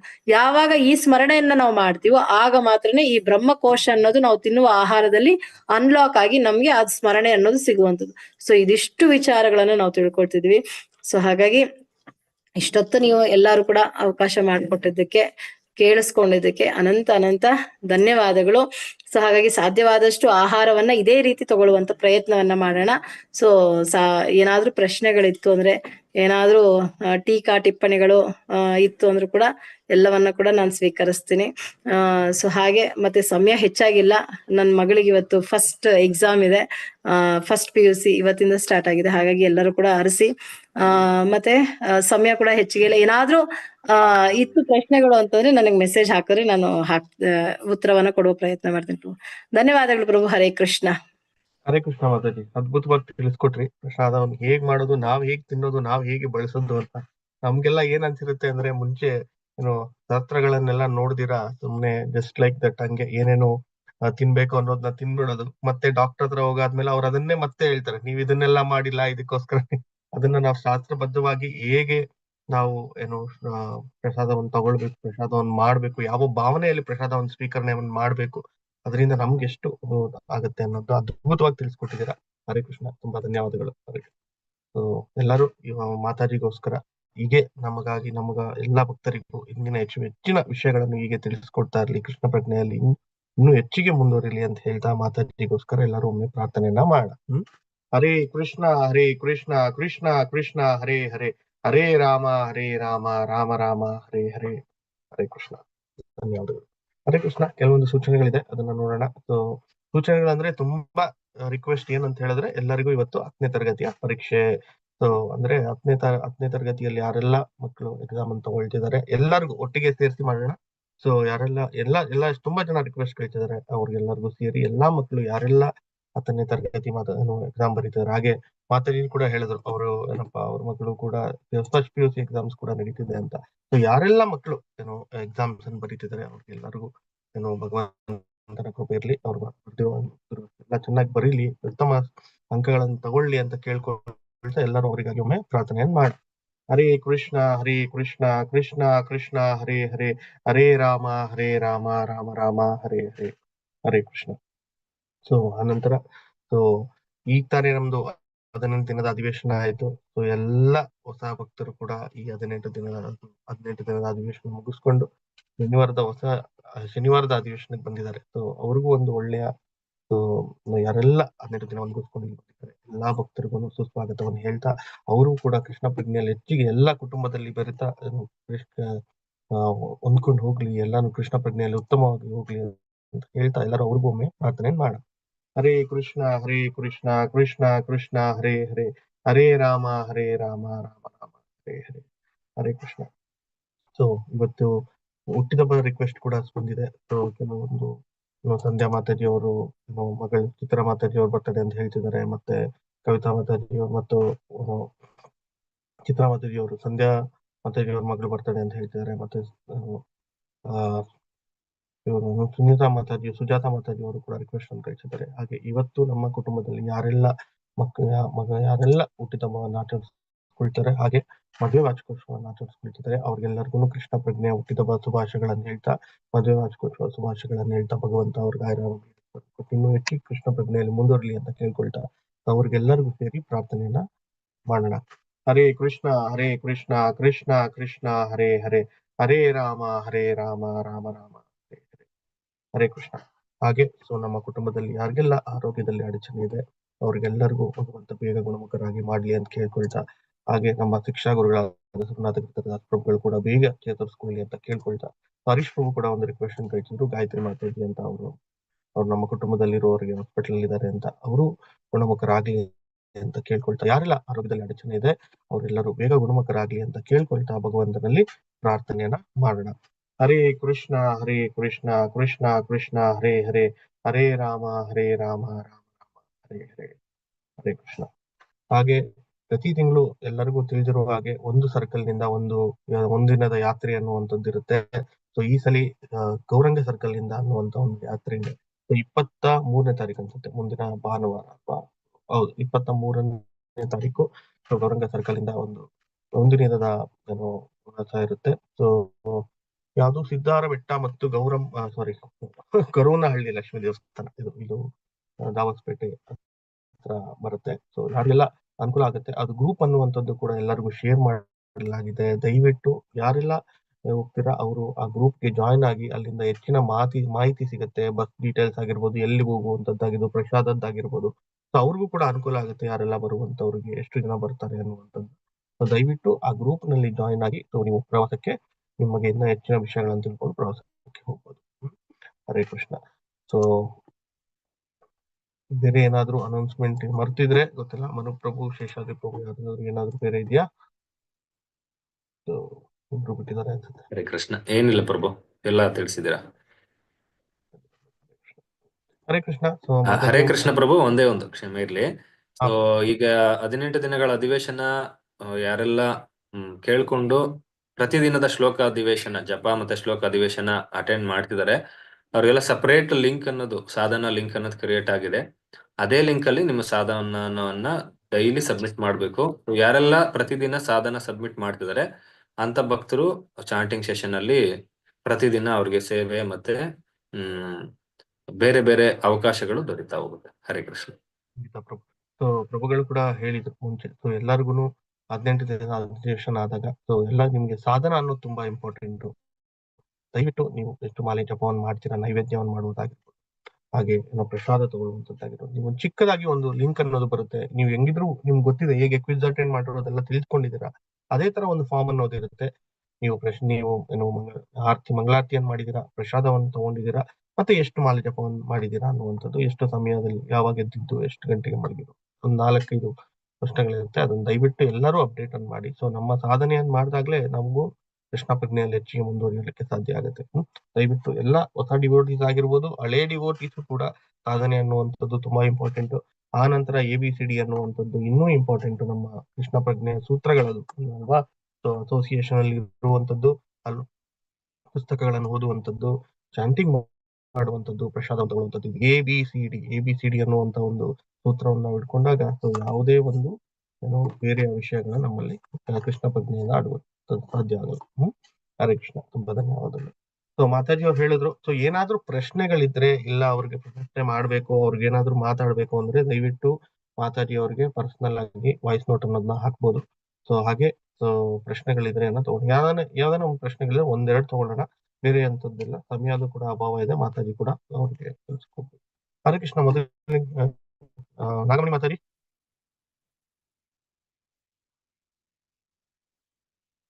ಹರೇ ಕೃಷ್ಣ. ಹರೇ ಕೃಷ್ಣ ಪ್ರಭು. ಏನಿಲ್ಲ ಮಾತಾಜಿ, ಊಟ ಆದ್ಮೇಲೆ 1 ಗಂಟೆಗೆ ನೀರ್ ಕುಡಿಬೇಕಂತಂದ್ರಲ್ಲ, ಅದು ಮಾತಾಜಿ 1 ಗಂಟೆ ಅಂತಂದ್ರೆ, ಹರೇ ಕೃಷ್ಣ ಮಾತಾಜಿ, ಅಂದ್ರೆ ಊಟ ಮಾಡಿ ಆದ್ಮೇಲೆ 1.5 ಅವರ್ ಆದ ನಂತರ ನೀರನ್ನ ತಗೊಳ್ಬೇಕು ಆಕ್ಚುಲಿ. ಹಾಗನ್ಬಿಟ್ಟು ಮಧ್ಯದಲ್ಲಿ ನನಗೆ ಗಂಟ್ಲಲ್ಲಿ ಸಿಕ್ ಹಾಕೊಳ್ತು, ನಾನ್ ನೀರ್ ತಗೊಳ್ದೆ ಇರಬಾರ್ದು, ಅದು ತಪ್ಪು. ಅಂದ್ರೆ ಸಿಪ್ ಮಾಡೋದು ಏನ್ ಗೊತ್ತಾ, ಸುಮ್ನೆ 1 ಗುಟಕ್ ನೀರ್ ಕುಡಿಯೋದು. ಅರ್ಥ ಆಯ್ತಲ್ಲ ಮಾತಾಜಿ? ಈಗ ಮಧ್ಯದಲ್ಲಿ ಊಟದ ಮಧ್ಯದಲ್ಲಿ ನಮಗೆ ಸ್ವಲ್ಪ ಕಷ್ಟ ಆಗೋದು, ನುಂಗ್ಲಿಕ್ಕೆ, ಅಂತ ಟೈಮಲ್ಲಿ 1 ಗುಟಕ್ ನೀರ್ ಕುಡಿತೀವಿ ನೋಡಿ, ಆ ರೀತಿ ಸಿಪ್ ಮಾಡುವಂತದ್ದು ಮಾಡ್ಬೋದು ಅಷ್ಟೇ. ಆದ್ರೆ ಅದೇ ಕೆಲ್ಸವಾಗಿ ನಾವು ಘಟ ಅಂತ ನೀರ್ ಕುಡಿತೀವಿ ನೋಡಿ, ಇದು ಅವಾಯ್ಡ್ ಮಾಡ್ಬೇಕು. ಇದು 1.5 ಅವರ್ ಆದ ನಂತರ ಮಾಡ್ಬೇಕು ಮಾತಾಜಿ. ಸರಿ ಮಾತಾಜಿ, ಧನ್ಯವಾದ ಮಾತಾಜಿ, ತುಂಬಾ ಚೆನ್ನಾಗಿ ತಿಳಿಸ್ಕೊಟ್ರಿ ಮಾತಾಜಿ. ಸೊ ಮಾತಾಜಿ ಅವ್ರು ಹೇಳಿದ್ರು, ಹೆಚ್ಚಿನ ಸೆಲೈವ ಅನ್ನುವಂಥದ್ದು ಬಾಯಲ್ಲಿ ಬರ್ಬೇಕು. ಯಾವಾಗ ನಾವು ಹೆಚ್ಚಿಗೆ ಹಗೀತೀರಿ ಅಂದ್ರೆ ಅದನ್ನ ಎಷ್ಟು ಮೃದುವಾಗಿ ಮಾಡ್ತೀರಿ ಊಟವನ್ನ, ಆಗ ಅದು ಆಟೋಮೆಟಿಕ್ ಆಗಿ ನಿಮ್ಗೆ ಆ ಭಾವನೆ ಬರಲ್ಲ ನೀರ್ ಕುಡಿಬೇಕು ಅಂತ. ಅರ್ಜೆನ್ಸಿಯಲ್ಲಿ ತಿನ್ನುವಂಥದ್ದಾಗಿರ್ಬೋದು, ಬೇಗ ತಿನ್ನುವಂಥದ್ದಾದಾಗ ಗಂಟ್ಲಲ್ಲಿ ಅದು ಸಿಕ್ಕಾಕೊಳ್ಳುವಂಥದ್ದಾಗಿರ್ಬೋದು, ನೀರ್ ಕುಡಿಬೇಕು ಅನ್ನುವಂಥದ್ದು. ನೀರ್ ಕುಡಿದಾಗ ಏನಾಗುತ್ತೆ, ಅದೇ ನಿಮ್ಮ ಏನು ಉಷ್ಣಾಂಶ ಏನು ಒಳಗಡೆ ಇದಾಗಿರುತ್ತೆ ಅದು ಕೆಲಸ ಮಾಡೋದು ಕಮ್ಮಿ ಮಾಡುತ್ತೆ. ಹರೇ ಕೃಷ್ಣ. ಹರೇ ಕೃಷ್ಣ. ಯಾರನ್ನ ಕ್ಯಾಮ್ರಾ ಆನ್ ಮಾಡಿದ್ರೆ ಕರಿತೀನಿ, ಇಲ್ಲಾಂದ್ರೆ ಯಾರು ಹ್ಯಾಂಡ್ ರೈಸ್ ಮಾಡಿರೋರು ಕ್ಯಾಮ್ರಾ ಆನ್ ಮಾಡ್ಬೇಕು. CP ಅಂತ ಹೆಸರು ಇಟ್ಟಿದ್ದೀರಾ ಮಾತಾಡಿ. ಹರೇ ಕೃಷ್ಣ. ಪೂರ್ತಿ ಹೆಸರನ್ನ ಅಪ್ಡೇಟ್ ಮಾಡ್ಕೊಳ್ಳಿ. ಹರೇ ಕೃಷ್ಣ ಪ್ರಭುಜಿ. ಹರೇ ಕೃಷ್ಣ ಮಾತಾಡಿ. ಮಾತಾಜಿಯವರು 16 ಮಾಲೆ ಜಪ ಮಾಡೇ ಪ್ರಸಾದ ರೆಡಿ ಮಾಡ್ಬೇಕು ಅಂತ ಹೇಳ್ತಿದ್ರಲ್ವಾ. ನಮ್ಗೆ ಇವಾಗ 16 ಮಾಲೆ ಬೆಳಗ್ಗೆನೆ ಮಾಡ್ಲಿಕ್ಕೆ ಆಗಲ್ಲ. ಹಂಗಾಗಿ ನಾವು ಜಪ ಸೆಕ್ಷನ್ ಆದ್ಮೇಲೆ ಕ್ಲಾಸ್ ಆದ್ಮೇಲೆ ಪ್ರಸಾದ ರೆಡಿ ಮಾಡ್ತೀವಿ. ಮಧ್ಯಾಹ್ನದ ಮೇಲೆ ಮಿಕ್ಕಿದ ರೌಂಡ್ಸ್ ನಾವು ಜಪ ಮಾಡ್ತೀವಿ. ಅದು ಹೇಗೆ ಅಂತ ಗೊತ್ತಾಗಿಲ್ಲ ಪ್ರಭುಜಿ. ಇವಾಗ ನಮಗ್ ಟೈಮ್ ಸಾಕಾಗೋದಿಲ್ಲ ಬೆಳಗ್ಗೆನೆ 16 ಮಾಲೆ ಮಾಡಿ ಪ್ರಸಾದ ರೆಡಿ ಮಾಡ್ಲಿಕ್ಕೆ. ಮಾತಾಡಿ ಏನ್ ಹೇಳ್ತೀರಾ ಅದಕ್ಕೆ? ಮಾತಾಜಿ ಹರೇ ಕೃಷ್ಣ. ಮಾತಾಜಿ ನಾವು ಒಬ್ಬೊಬ್ರು ಒಂದೊಂದು ಹಂತದಲ್ಲಿ ಇರೋದ್ರಿಂದ ಅಟ್ಲೀಸ್ಟ್ ಮಿನಿಮಮ್ ಅಂದ್ರೆ ಈಗ ಸಾಧ್ಯವಾದಷ್ಟು, ಏಕೆಂತಂದ್ರೆ ಈಗ ದೀಕ್ಷೆ ಆಗಿರುವಂತವ್ರು ಇವರೆಲ್ಲ 16 ಕಂಪಲ್ಸರಿ ಮಾಡಿನೇ ನೆಕ್ಸ್ಟ್ ಮಾಡುವಂತದ್ದು. ಸೊ ಈಗ ನಾವು ಯಾರ್ಯಾರು ಯಾವ್ಯಾವ ಹಂತದಲ್ಲಿ ಇದೀವೋ ಅಂತವರಿಗೆ ಸೊ ಒಂದು ಮಾಲೆ ಮಾಡೋ ಅಟ್ಲೀಸ್ಟ್ ಒಂದು ರೌಂಡ್ ಆದ್ರೂ ಮಾಡಿ ಈ ಕೆಲಸಗಳನ್ನ ಪ್ರಾರಂಭ ಮಾಡುವಂತದ್ದು. ಕೆಲವರು 4 ರೌಂಡ್ ಅಂದ್ರೆ ನಾವು ಈಗ ಒಂದು ಕಮಿಟ್ಮೆಂಟ್ ಅಂತ ಗುರುಗಳು ಕೊಟ್ಟಿರ್ತೀವಿ. ಈಗ ಹೊಸದಾಗಿ ಎಲ್ಲರೂ ಬಂದಿದ್ದಾರೆ, ಇವರೆಲ್ಲ ಅಟ್ಲೀಸ್ಟ್ ಒಂದೊಂದು ರೌಂಡ್ ಮಾಡಿ. ಈಗ ಕೆಲವರು ಒಂದು 4 ರೌಂಡ್ ಮಾಲೆನಲ್ಲಿ ಇವಾಗ ಅಂದ್ರೆ ಅಲ್ಲಿ ನಾವು ಏನು ಪ್ರಭುಗಳ ಗುರುಗಳ ಹತ್ರ ನಾವು ಪ್ರಾಮಿಸ್ ಮಾಡಿರ್ತೀವಿ. ಸೊ ಅವರೆಲ್ಲ 4 ರೌಂಡ್ ಮಾಡಿ. ಸೊ ಕೆಲವರು 8 ರೌಂಡ್ ಪ್ರಾಮಿಸ್ ಮಾಡಿರ್ತಾರೆ, ಅವರೆಲ್ಲ 8 ರೌಂಡ್. ಅಂದ್ರೆ ನಾವು ಏನು ಅಲ್ಲಿ ಒಂದು ಪ್ರಾಮಿಸ್ ಅನ್ನ ಮಾಡಿರ್ತೀವೋ ಅಷ್ಟು ರೌಂಡ್ಸ್ ಅನ್ನ ಮಿನಿಮಮ್ ಮಾಡ್ಕೊಂಡು ನೆಕ್ಸ್ಟ್ ನಮ್ಮ ಕಾರ್ಯಗಳನ್ನ ಮಾಡುವಂಥದ್ದು. ಈ ರೀತಿ ಮಾಡ್ಬೇಕು ಮಾತಾಜಿ. ಸೊ ಒಬ್ಬೊಬ್ಬರಿಗೆ ಒಂದೊಂದು ಮಾತಾಜಿ, ಎಲ್ಲರಿಗೂ ಒಂದೇ ರೀತಿ ಇರೋದಿಲ್ಲ. ಸೊ ನಮ್ಗೆ ಆಧಾರ್ ಕಾರ್ಡ್ ಇದ್ದಂಗೆ ಎಲ್ಲರ ಜೀವನನು ಒಬ್ಬೊಬ್ಬರಿಗೆ ಒಂದೊಂಥರ ಡಿಫ್ರೆಂಟ್ ಇರುತ್ತೆ. ಹರೇ ಕೃಷ್ಣ ಮಾತಾಜಿ. ಹರೇ ಕೃಷ್ಣ ಮಾತಾಜಿ, ಧನ್ಯವಾದಗಳು. ಯಾಕಂದ್ರೆ ನಮಗೆ ಬೆಳಗ್ಗೆ ನಾನು 4-5 ಮಾಡ್ಬಿಟ್ಟೆ ಪ್ರಸಾದ ರೆಡಿ ಮಾಡಕ್ ಸ್ಟಾರ್ಟ್ ಮಾಡ್ತೀನಿ. ಇದೊಂದು ಸ್ವಲ್ಪ ಗೊಂದಲ ಆಯ್ತು. Thank you Mataji. ಖಂಡಿತ ನೀವು ಮಾಡ್ಬೋದು ಮಾತಾಡಿ. ಒಂದು ಮಾಲೆ ಜಪವನ್ನು ಕೂಡ ಮಾಡಿ, ಅಂದ್ರೆ ಪ್ರಸಾದವನ್ನ ಪ್ರಿಪೇರ್ ಮಾಡೋಕ್ಕಿಂತ ಮುಂಚೆ ಮಾಲೆ ಮಾಡಿರ್ಬೇಕು ಅಂತ. ಸೊ ಯಾರೆಲ್ಲ ಏನೋ ಪ್ರಸಾದವನ್ನು ಮಾಡೋಕ್ಕಿಂತ ಮುಂಚೆನೂ ಸೊ ನಾನು ಒಂದು ಮಾಲೆ ಜಪವನ್ನು ಮಾಡಿರ್ಲೇಬೇಕು ಅನ್ನೋ. ಹರೇ ಕೃಷ್ಣ. ಭಾರ್ಗವಿ ಮಾತಾಜಿ.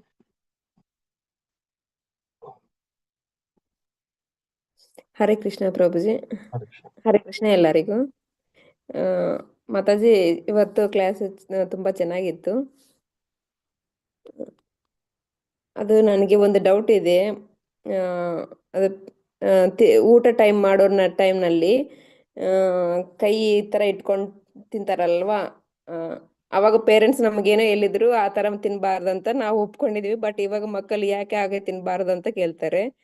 ಅವಾಗ ಅವ್ರಿಗೆ ಆನ್ಸರ್ ಹೇಗೆ ಹೇಳ್ಬೇಕಂತ ಡೌಟ್ ಇದೆ. ಹರೇ ಕೃಷ್ಣ ಮಾತಾಜಿ. ಮಾತಾಜಿ ಈಗ ತಾನೇ ಎಲ್ಲ ಕೇಳಿಸ್ಕೊಂಡ್ರಿ. ಊಟವನ್ನ ಒಂದು ಯಜ್ಞದ ರೀತಿನಲ್ಲಿ ಮಾಡ್ಬೇಕು ಅಂತ ಹೇಳ್ಬಿಟ್ಟು. ಯಜ್ಞ ಮಾಡ್ಬೇಕಾದ್ರೆ ನಾವೆಲ್ಲ ಹೆಂಗಂದ್ರೆ ಹಂಗ್ ಕೂತ್ಕೊಳ್ಳೋದು, ಹೆಂಗಂದ್ರೆ ಹಂಗ್ ಮಾಡೋದು ಮಾಡ್ಬಾರ್ದಲ್ವಾ. ನೀವು ಹೋಮ ಕೂತ್ಕೊಂಡಾಗ ಹೆಂಗಿರ್ತೀರಾ? ಸ್ಟ್ರಿಕ್ಟ್ ಆಗಿ ಸ್ಟಡಿಯಾಗಿ ಪರ್ಫೆಕ್ಟ್ ಆಗಿ ಕೂತ್ಕೊಂಡಿರ್ತೀರಲ್ವಾ. ಇವಾಗ ಊಟವನ್ನ ಯಜ್ಞದ ರೀತಿ ಮಾಡ್ಬೇಕು ಅಂತ ಭಗವಂತ ಹೇಳಿದ್ದಾನೆ. ಅವಾಗ ದೊಡ್ಡವ್ರು ಅದನ್ನೇ ಹೇಳ್ತಿರೋ, ಕೈಯನ್ನ ನೆಲಕ್ಕೆ ಇಟ್ಕೋಬಾರ್ದು, ತಲೆ ಮೇಲೆ ಇಟ್ಕೋಬಾರ್ದು, ಹಾಗೆ ಇಟ್ಕೋಬಾರ್ದು ಅಂತ. ಸೊ ಯಜ್ಞವನ್ನ ಮಾಡುವ ರೀತಿಯಲ್ಲಿ ಮಾಡ್ಬೇಕು ಅಂದ್ರೆ ನಾವೊಂದು ಎಷ್ಟು ದೊಡ್ಡ ಮಹತ್ ಕಾರ್ಯವನ್ನ ಮಾಡ್ತಿದೀವಿ. ನಮ್ಮ ದೇಹಕ್ಕೆ, ನಮ್ಮ ಜ್ಞಾನಕ್ಕೆ ಎಲ್ಲ ಭಗವಂತನ ಒಂದು ಕೃಪೆ ಬರುವಂತ ಕಾರ್ಯವನ್ನ ಮಾಡ್ತಿರ್ಬೇಕಾದ್ರೆ ಖಂಡಿತವಾಗ್ಲೂ ನಾವು ಈ ರೀತಿಯಲ್ಲಿ ಸ್ಟ್ರಿಕ್ಟ್ ಆಗಿ ಕುತ್ಕೊಂಡು ಊಟ ಮಾಡ್ಬೇಕು. ಕೆಳಗಡೆ ಕುತ್ಕೊಂಡು ಊಟ ಮಾಡ್ಬೇಕು. ಊಟ ಮಾಡ್ಬೇಕಾದ್ರೆ ಬೇರೆ ಏನು ಮಾಡಬಾರ್ದು. ಸೊ ಒಂದು ಟೈಮಲ್ಲಿ ಒಂದೇ ಸೇವೆ ಮಾಡ್ಬೇಕು, ಊಟದ ಸೇವೆಯನ್ನ ಮಾತ್ರ ಮಾಡ್ಬೇಕು. ಹಾಗಾಗಿ ಇದು ಹೇಳಿ ಮಾತಾಜಿ ಮಕ್ಕಳಿಗೆ. ಓಕೆ ಮಾತಾಜಿ. ಹರೇ ಕೃಷ್ಣ ಮಾತಾಜಿ. ವೆಂಕಟೇಶ್ ಪ್ರಭು. ಹರೇ ಕೃಷ್ಣ. ವೆಂಕಟೇಶ್ ಬಾಬು ಪ್ರಭು.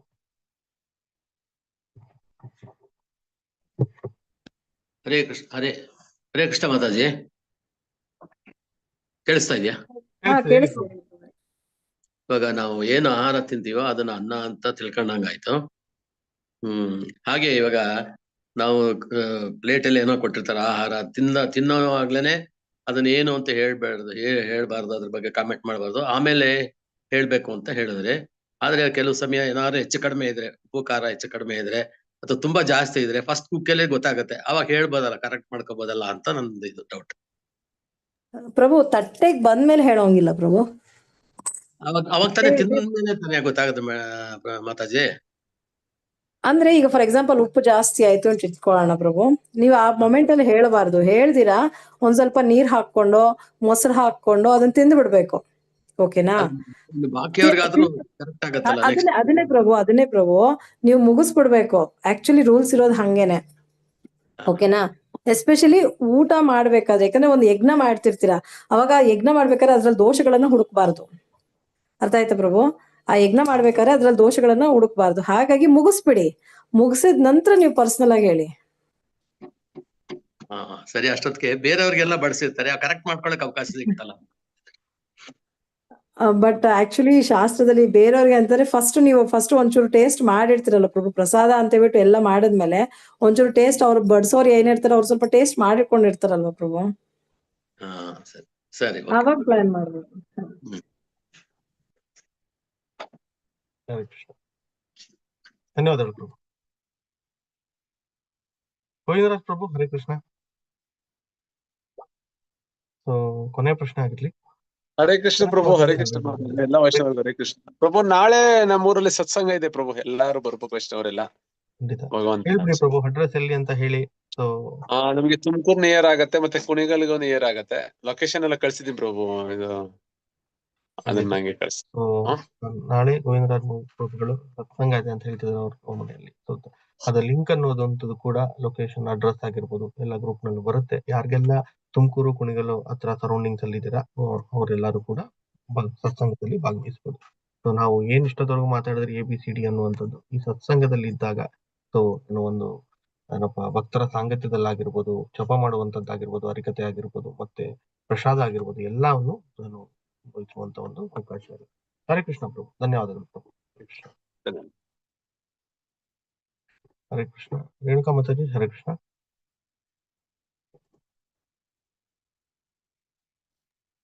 ಹರೇ ಕೃಷ್ಣ ಪ್ರಭು. ಹರೇ ಕೃಷ್ಣ ಎಲ್ಲರಿಗೂ. ಹರೇ ಕೃಷ್ಣ ಮಾತಾಜಿ. ತಾಮಸಿಕ ಆಹಾರ ಅಂತ ಹೇಳಿದ್ರಿ, ತಂಗಳು ಎಲ್ಲ ತಿನ್ಬಾರ್ದು ಅಂತ. ಫಸ್ಟ್ ನಾವು ಒಂದ್ಸರಿ ಫುಡ್ ಪ್ರಿಪೇರ್ ಮಾಡಿದಾಗ ಅದನ್ನ ಎಷ್ಟು ಗಂಟೆ ಒಳಗಡೆ ಕನ್ಸ್ಯೂಮ್ ಮಾಡ್ಬೇಕು, ಎಷ್ಟು ಗಂಟೆ ಒಳಗೆ ತಿನ್ಬೇಕು ಅಂತ ಭಗವಂತ ಹೇಳಿದಾನೆ ಅಂತ ಹೇಳಿದ್ದಾರೆ.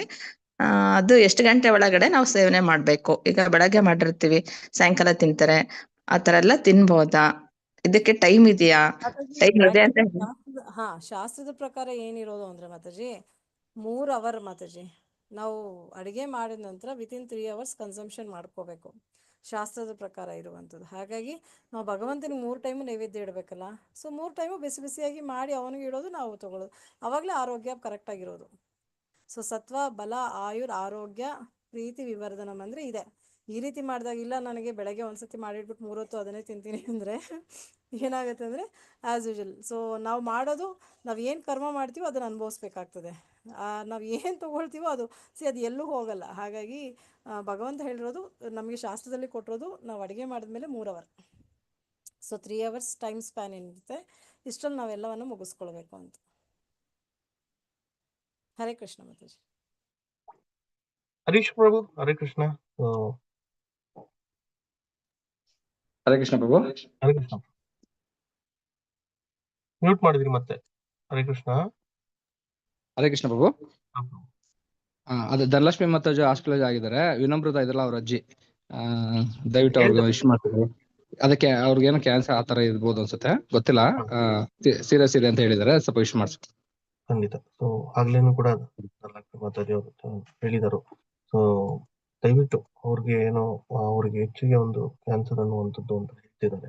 ಸೊ ದಯವಿಟ್ಟು ಸಾಧ್ಯವಾದ್ರೆ ಭಕ್ತರು ಅವರಿಗಾಗಿ ಬೇಗ ಗುಣಮುಖರಾಗ್ಲಿ ಅಂತ ಒಂದು ಮಾಲೆ ಜಪವನ್ನ ಮಾಡಿ ಅಂತ ಕೇಳ್ಕೊಳ್ತೀನಿ. ಹರೇ ಕೃಷ್ಣ. ಹರೇ ಕೃಷ್ಣ. ವೀಣಾ ಮಾತಾಜಿ, ಇದೇ ಕೊನೆಯ ಪ್ರಶ್ನೆ ಆಗಿರ್ಲಿ. ಹರೇ ಕೃಷ್ಣ ಪ್ರಭುಜಿ. ಹರೇ ಕೃಷ್ಣ. ಮಾತಾಜಿ ಅವರು ಬಹಳ ತುಂಬಾ ಚೆನ್ನಾಗಿ ವಿವರಣೆ ಕೊಟ್ಟಿದ್ದಾರೆ. ಅವ್ರ ಹೆಸರು ಗೊತ್ತಾಗ್ಲಿಲ್ಲ ನನ್ಗೆ. ಅವ್ರ ಹೆಸರು ಕೂಡ ಧನಲಕ್ಷ್ಮಿ ಶ್ರೀ ಮಾತಾಜಿ ಅಂತ.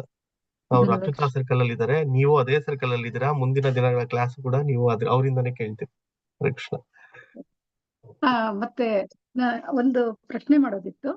ಬೇರೆಯವರು ತಯಾರಿಸಿದ ಆಹಾರ ತಿನ್ಬಾರ್ದು ಅಂತ ಹೇಳಿದ್ರಲ್ಲ, ಈಗ ನಾವು ಕೆಲವು ಫಂಕ್ಷನ್ ಹೋಗ್ತೀವಿ, ಅಂದ್ರೆ ಮದ್ವೆ ಫಂಕ್ಷನ್ ಹೋಗ್ತೀವಿ, ಅಥವಾ ಎಲ್ಲೋ ಬೇರೆ ಕಡೆ ಹೋಗಿರ್ತೀವಿ, ನಾಮಕರಣ ಇರ್ಬೋದು, ಶುಭ ಕಾರ್ಯಗಳಿಗೆ ಇರ್ಬೋದು. ಸೊ ಅಲ್ಲಿ ಭಟ್ರುಗಳು ಮಾಡಿರ್ತಾರೆ, ಅದನ್ನ ಸೇವನೆ ಮಾಡೋ ಆಗ ನಾವು ಕೃಷ್ಣರವ್ರು ಹೇಗೆ ಅದನ್ನು ತಿನ್ಬೋದಾ ಇಲ್ವಾ ಅಂತ.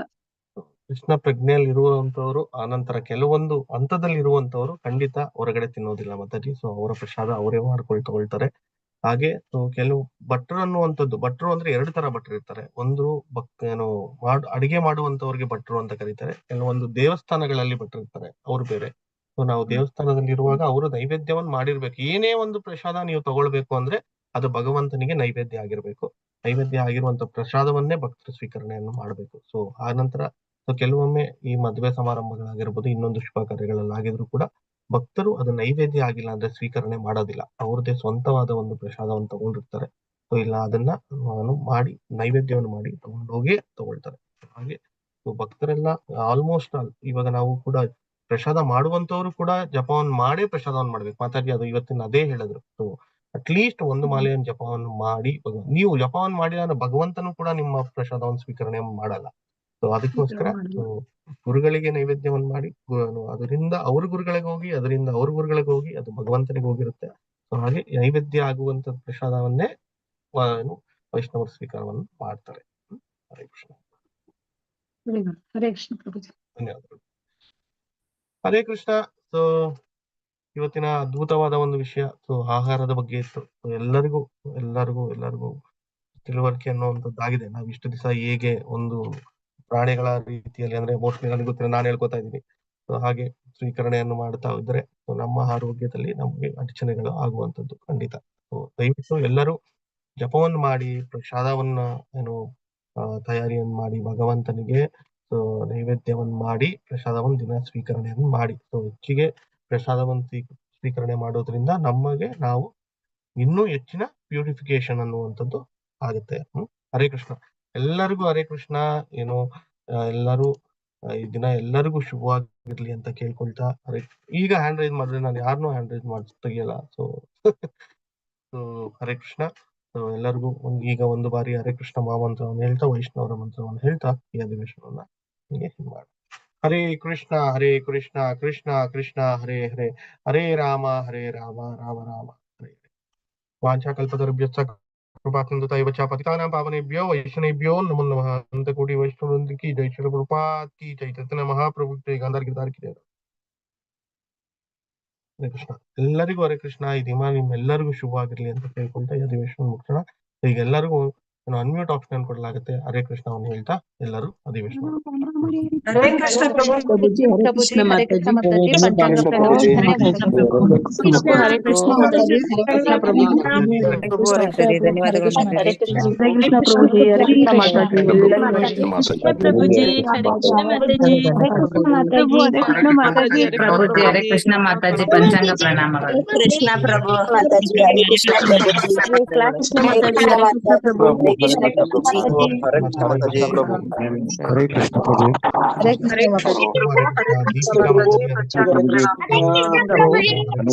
ಗೀತಾ ಮಾತಾಜಿ. ಕೃಷ್ಣ ಪ್ರಭು. ಹರೇ ಕೃಷ್ಣ ಪ್ರಭು ಮಾತಾಜಿ. ಪಂಚಾಂಗ ಪ್ರಣಾಮಗಳು. ಸೌಭಾಗ್ಯ ಮಾತಾಜಿ. ಹರೇ ಕೃಷ್ಣ ಪ್ರಭು. ಹರೇ ಕೃಷ್ಣ ಪ್ರಭುಜಿ.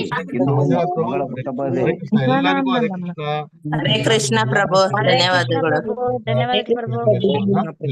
ಧನ್ಯವಾದಗಳು. ಎಲ್ಲರಿಗೂ ಧನ್ಯವಾದಗಳು. ಹರೇ ಕೃಷ್ಣ ಪ್ರಭು. ಹರೇ ಕೃಷ್ಣ ಪ್ರಭು. ಧನ್ಯವಾದಗಳು.